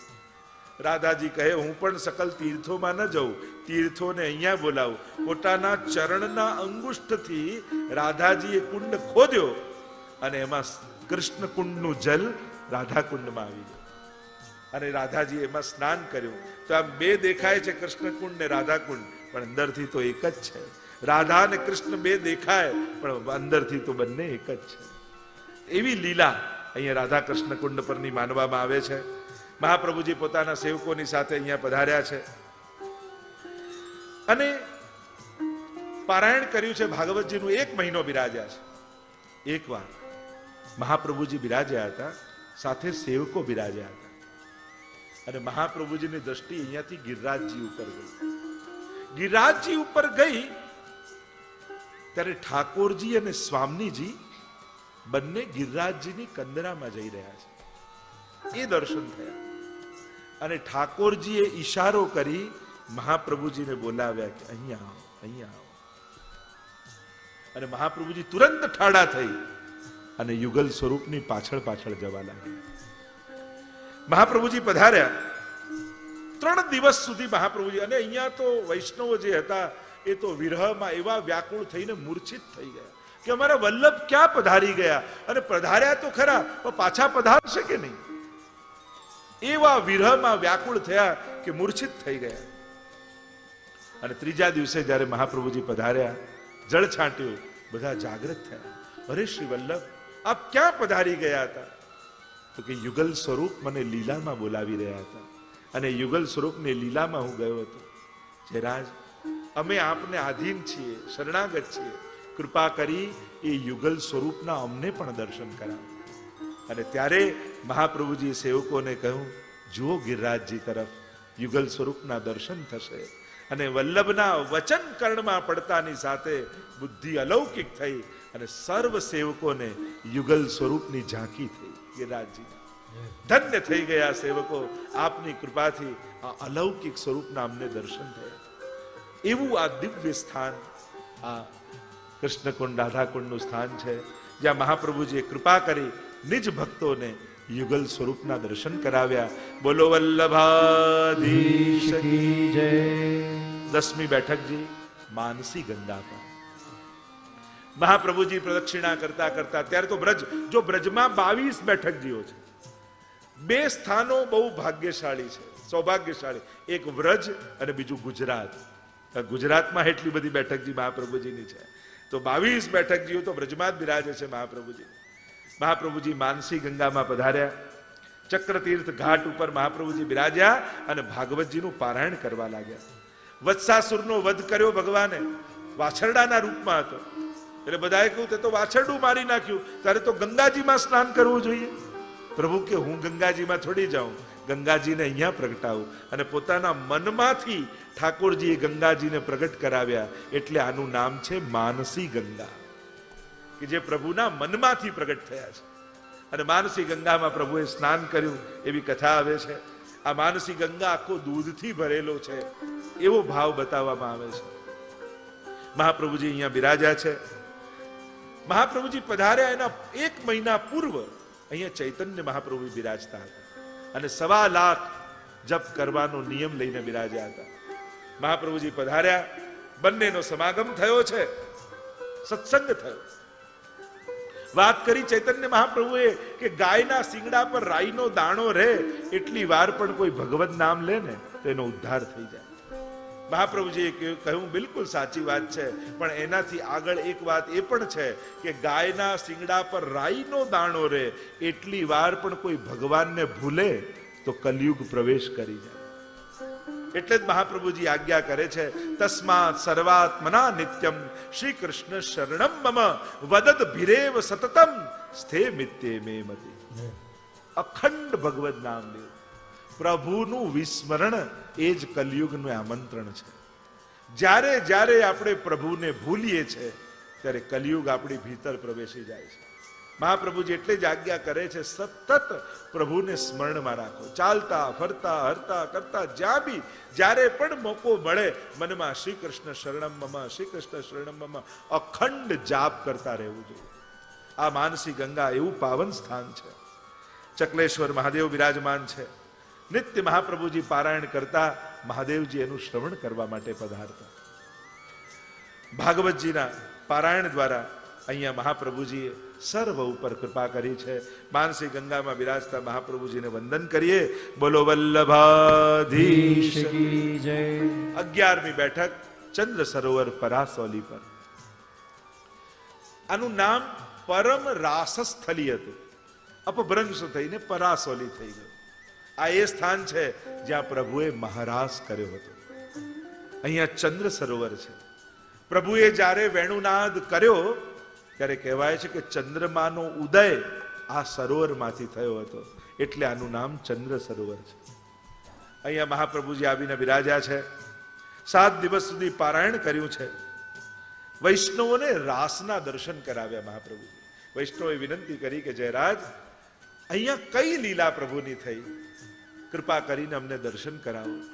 મહાપ્રભુજીએ રાસલીલાનું વર્ણન કર્યું અને વૈષ્ણવને કૃપા કરીને પ્રગટ નેત્રોથી રાસલીલાના દર્શન કરાવ્યા. એવું આ પાવન સ્થાન એ આ પરાસોલીનું છે.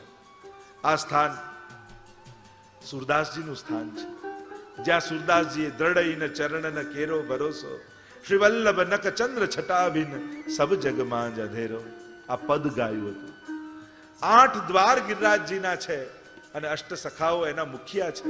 તો આ સુરદાસજીનું દ્વાર અહીંયા છે, જ્યાં સુરદાસજી ઉપર કૃપા થઈ. ગિરિરાજજી જ્યારે મહાપ્રભુજી ભાગવતજીનું પારાયણ કરી રહ્યા હતા ત્યારે એક વૈષ્ણવે વિનંતી કરી કે જયરાજ, ગિરિરાજજીનું શું સ્વરૂપ છે અને આ જ નેત્રોથી ગિરિરાજ બાબાના પ્રગટ દર્શન અમને કઈ રીતે થાય? જ્યારે આવો પ્રશ્ન એક વૈષ્ણવે મહાપ્રભુજીને અહીંયા કર્યો ત્યારે મહાપ્રભુજીએ કહ્યું કે કોઈ 3 વાર સળંગ ગિરિરાજજીની પરિક્રમા કરે તો એને સાક્ષાત ગિરિરાજ બાબાના આધિદૈવિક સ્વરૂપના દર્શન થાય. અને જ્યારે આવા વચનો મહાપ્રભુજીના મુખે સાંભળ્યા વૈષ્ણવે, ત્યારે એના મનમાં સંકલ્પ થયો કે શ્રી વલ્લભની આજ્ઞા થઈ છે તો હું 3 વાર ગિરિરાજજીના દર્શન કરીશ, પરિક્રમા કરી અને પ્રગટ દર્શન કરીશ. અને વૈષ્ણવ ચાલવા લાગ્યો. પણ ચાલીને જ્યાં જવા જાય એટલામાં સામે એક શ્વેત ભુજંગ સર્પ બેસેલો દેખાયો. એને થયું કે ક્યાંક અપસુકન થઈ ગયું, સર્પ દેખાઈ ગયો. એટલે દોડતા દોડતા આગળ નીકળી ગયો. આગળ નીકળ્યા તો એક ગ્વાલ દેખાયો અને એને કહ્યું કે તમે આગળ જાઓ છો તો સાવધાનીથી જજો, આગળ મેં સિંહ જોયો છે. થયું કે મેં તો સંકલ્પ કર્યો છે, હવે ડરવું નથી, મારે તો આગળ જ વધવું છે. આગળ ગયો તો એક સિંહ દેખાયો. મનમાં વલ્લભનું નામનું સ્મરણ કરી રહ્યા છે, પ્રભુના નામનું સ્મરણ કરે છે અને બચતા ભાગતા જ્યાં આગળ ગયા તો સિંહ અદૃશ્ય થઈ ગયો. અને હજી આગળ ગયા તો પૂંછડીના ભાગમાં એક સુંદર ગાય દેખાય. થયું કે આ ગાય અહીંયા ક્યાંથી આવી? ગાયને વંદન કરીને આગળ આવ્યા અને 3 વાર આ રીતે પરિક્રમા કરી. પણ એને થયું કે મને તો ગિરિરાજજીના પ્રગટ દર્શન ન થયા. મહાપ્રભુજીએ કહ્યું કે 3 વાર પરિક્રમા કરશો તો દર્શન આપશે. આવ્યા મહાપ્રભુજી પાસે, વિનંતી કરી જયરાજ, આપે આજ્ઞા કરી હતી કે 3 વાર જો ગિરિરાજજીની પરિક્રમા સળંગ કરું તો મને ગિરિરાજ બાબા પ્રગટ સ્વરૂપે દર્શન આપે, તો મને તો દર્શન ન થયા. મહાપ્રભુજી હસ્યા અને કહ્યું, સામે એક સર્પ બેઠો હતો, એ ગિરિરાજજી નહીં તો બીજું કોણ હતું? એક ગ્વાલ મળ્યા, એ ગિરિરાજજી નહીં તો બીજું કોણ હતું? એ સિંહ રૂપે દેખાયા, એ ગિરિરાજજી નહીં તો બીજું કોણ હતું? એ ગાય રૂપે દર્શન આપ્યા, એ ગિરિરાજજી નહીં તો બીજું કોણ હતું? અધિકાર ન હોય તો સામે પ્રગટ થયેલા પ્રભુ પણ પ્રભુ જેવા ન લાગે. એમ મહાપ્રભુજીએ કહ્યું, તારો અધિકાર પ્રગટ દર્શનનો નહોતો, પણ મારા વચનને રાખીને તું ગયો હતો એટલે ગિરિરાજજીએ તને દર્શન આપ્યા. આ બધા સ્વરૂપો પ્રગટ ગિરિરાજજીના જ છે. અને ગિરિરાજજીએ પ્રગટ રૂપે તારી સન્મુખ આવ્યા, તને દર્શન આપ્યા, પણ પ્રગટ સ્વરૂપના દર્શનનો તારો અધિકાર નહોતો, એટલે સામે આવેલા ઠાકોરજી પણ ઠાકોરજી તને ન લાગ્યા. એટલે અધિકાર બહુ મહત્વનો છે. અહીંયા મહાપ્રભુજી સમજાવે છે અને આજ્ઞા કરે છે, જેનો જેવો અધિકાર હોય એવી એને પ્રાપ્તિ થાય. અને જો અધિકાર ન હોય અને છતાંય પરાણે દર્શન કરવાની કોશિશ કરે તો એને સામે આવેલા ઠાકોરજી પણ પ્રભુ તરીકેનો આનંદ ના આપી શકે. એટલા માટે જીવનો અધિકાર જેવો હોય એટલી જ પ્રાપ્તિ થાય, એમ મહાપ્રભુજીના વચન થયા. પણ વચન એ હતા કે 3 વાર પરિક્રમા કરે તો ગિરિરાજજી દર્શન આપે છે. અહીંયા એવી કૃપા વૈષ્ણવ પર કરી છે. અહીંયા 11મી બેઠક ચંદ્ર સરોવર પર મહાપ્રભુજીને વંદન કરીએ. બોલો વલ્લભાધીશ કી જય. 12મી બેઠકજી આન્યોરમાં સદુ પાંડેના ઘરે શ્રી મહાપ્રભુજી વિરાજમાન છે. શ્રીનાથજી આજ્ઞા કરી છે, મહાપ્રભુજી પૃથ્વી પ્રદક્ષિણા કરી રહ્યા છે. પૃથ્વી પ્રદક્ષિણા કરતા કરતા પરિક્રમા તીજી ચિત आई और झारखंड में प्रभु ने जताई अब के मोही मिलो मन भाई. મહાપ્રભુજી પ્રદક્ષિણા કરતા કરતા ઝારખંડ પધાર્યા અને ત્યાં શ્રીનાથજી બાવાએ આજ્ઞા કરી કે હું બ્રજમાં પ્રગટ થયો છું, આપ અહીંયા પધારો અને મારી સેવા જગતમાં પ્રગટ કરો. અને મહાપ્રભુજી પૃથ્વીકર્મા છોડી અને સીધા બ્રજમાં આવ્યા છે. ગિરિરાજને આશ્વાસ દીધો ધરી કોમલ ચરણ અને હરખે તે સામા આવ્યા ગોવર્ધન ઉદ્ધરણ.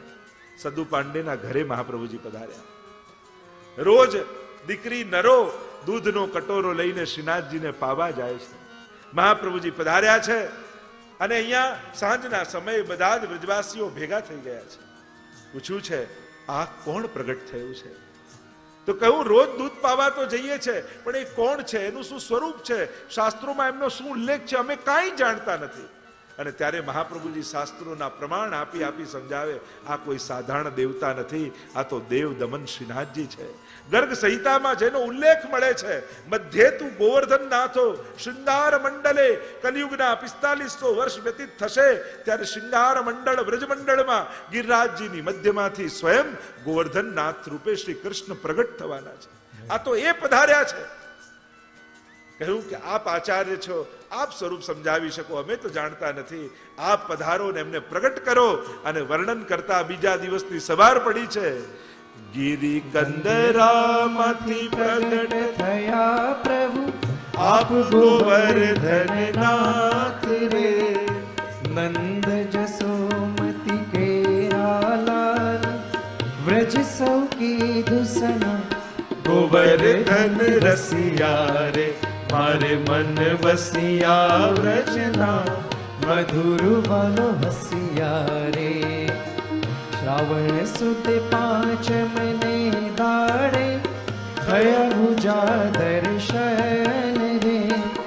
ગિરિકંદ રામ બિરાજે વાલો શું કહું પ્રસન્ન બદન ગોવર્ધન રસિયા રે, મારે મન વસિયા વ્રજના મધુર વાલો હસિયા. મહાપ્રભુજી આખી રાત્રિ સત્સંગ થયો છે. બીજા દિવસની સવાર પડી છે. 5 વૈષ્ણવોને ભેગા લઈ મહાપ્રભુજી ગિરિરાજજીની ઉપર પધારે છે અને ફલાંગો ભરતા ભરતા એક એક ફલાંગમાં આચાર્યો તો વર્ણન કરે, અધરમ મધુરમ વદનમ મધુરમ નયનમ મધુરમ, એવી 7 ફલાંગો ભરતા ભરતા પ્રભુના મધુરાષ્ટકના ગાન કરતા કરતા મહાપ્રભુજીને આવતા જોયા. શ્રીનાથજી બાવાએ કંદરામાંથી છલાંગ લગાવી, અહીંથી શ્રીજી દોડ્યા છે, ત્યાંથી મહાપ્રભુજી દોડ્યા અને બંને એકબીજાને ભેટી પડ્યા છે.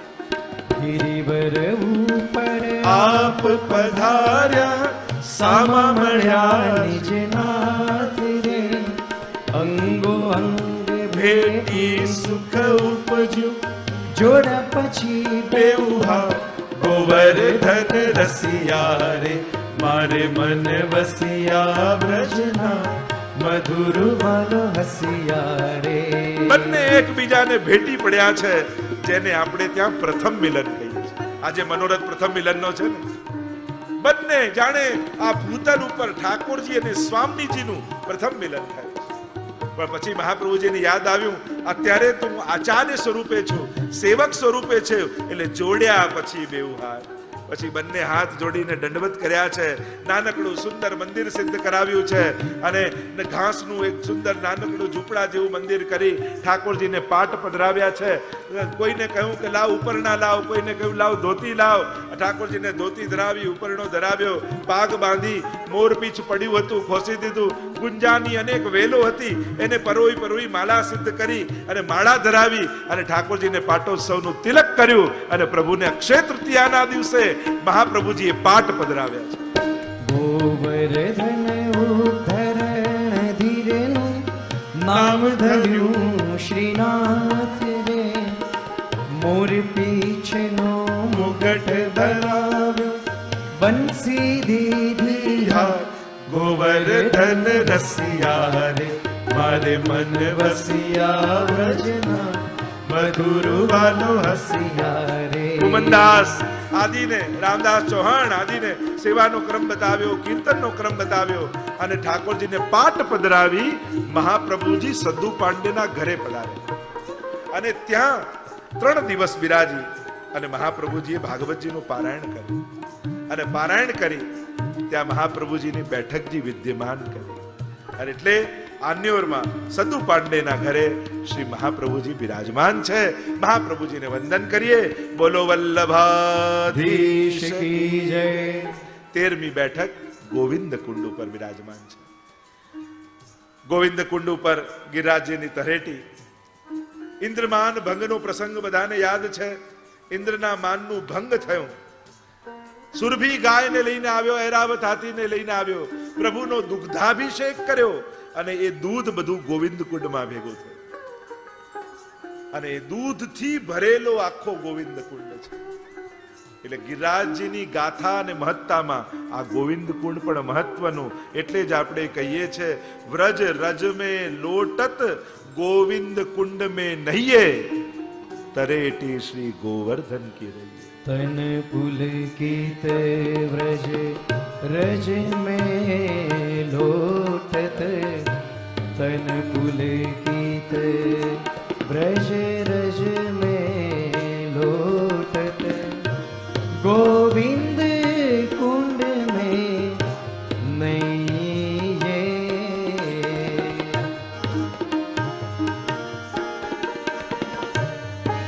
તરેટી શ્રી ગોવર્ધન કી રહીએ.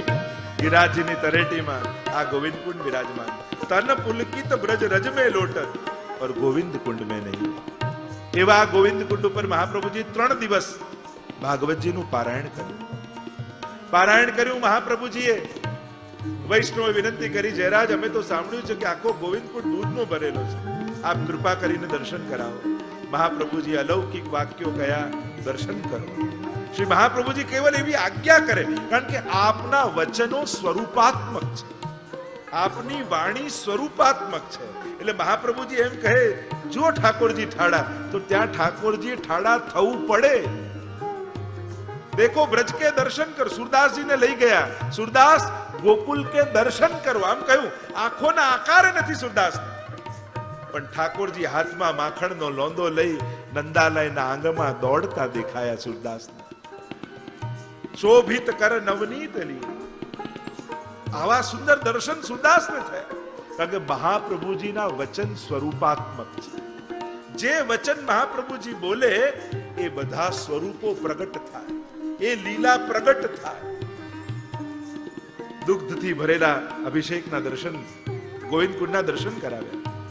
એકવાર કૃષ્ણદાસ મેઘન આવ્યા, વિનંતી કરી કે જયરાજ આપ તો આજ્ઞા કરો છો કે ગિરિરાજજીની ભીતર પ્રગટ ગોલોકધામ છે, કૃપા કરીને મને દર્શન કરાવો.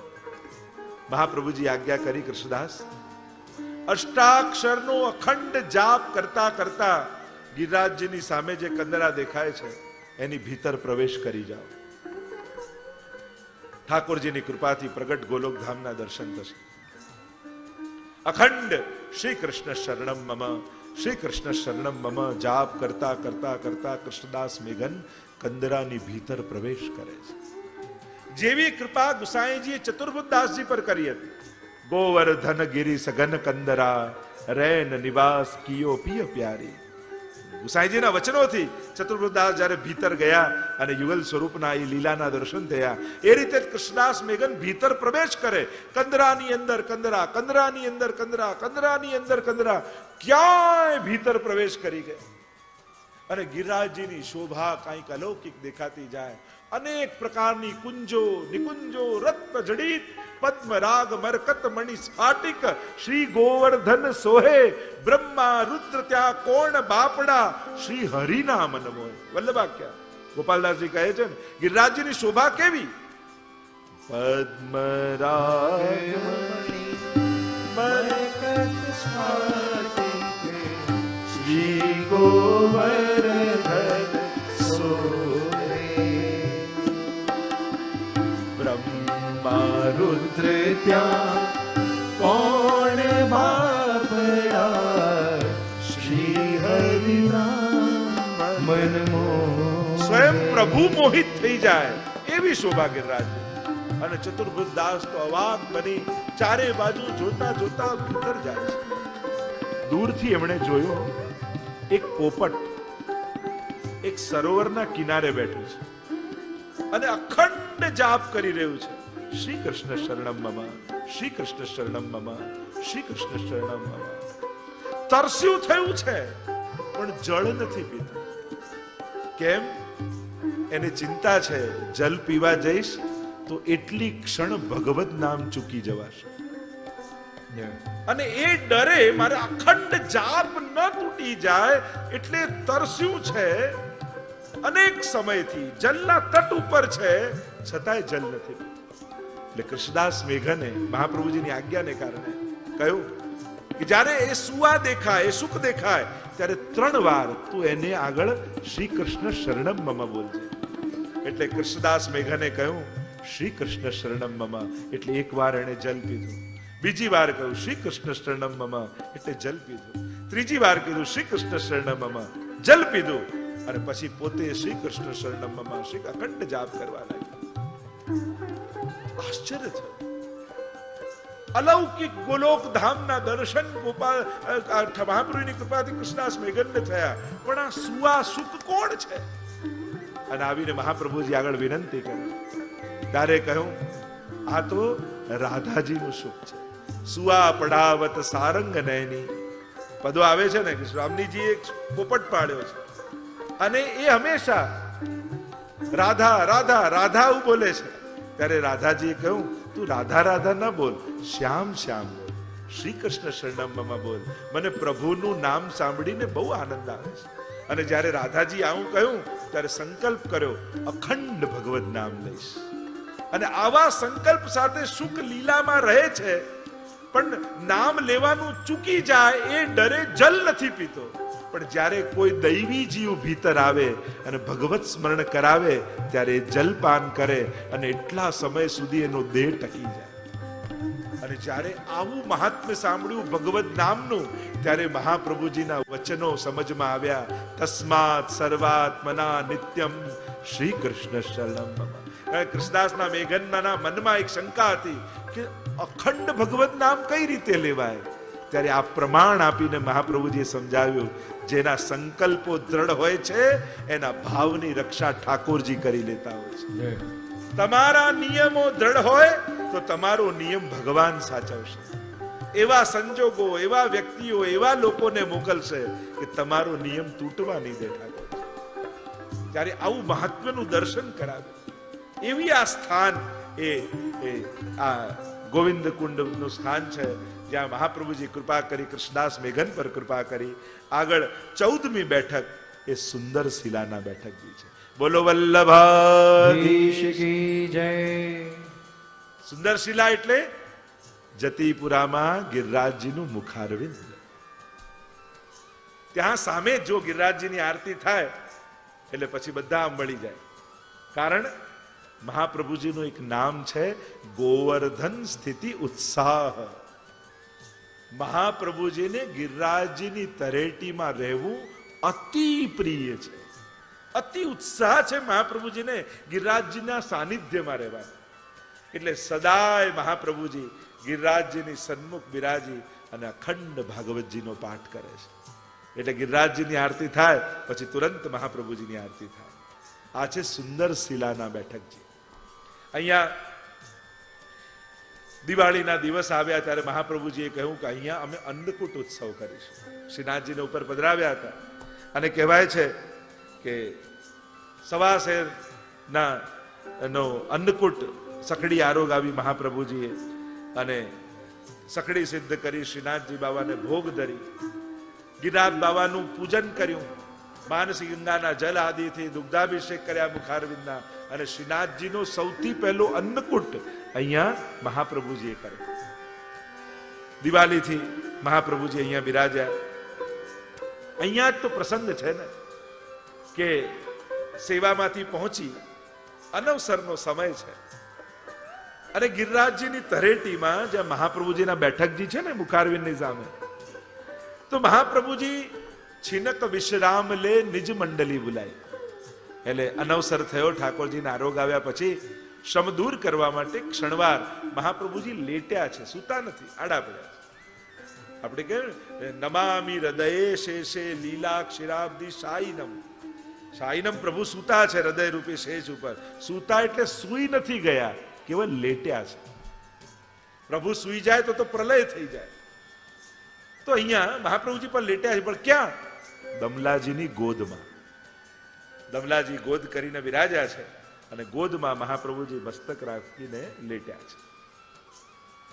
એટલામાં થોડો સમય થયો, થોડી નિંદ્રા આવી હોય એવું લાગ્યું મહાપ્રભુજીને અને ઉપરથી છમ છમ છમ છમ છમ અને શિલાઓ એક શિલા બીજી શિલાથી થતા થતા અમારા ગોવર્ધનના તમારા શ્રીનાથજી બાબા પોતાના નુપુરનો રણકાર કરતા કરતા નીચે પધારી રહ્યા છે મહાપ્રભુજી પાસે.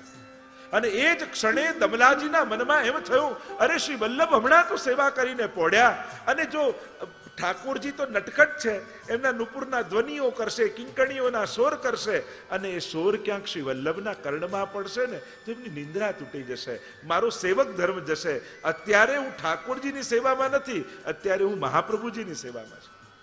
અત્યારે હું શ્રી વલ્લભનો સેવક છું, એટલે મારો પ્રધાન ધર્મ તો શ્રી વલ્લભની સેવા, એમના સુખને વિચાર કરવાનો છે. અને જો એ ચૂકી જઉં તો મારો સેવક ધર્મ જાય.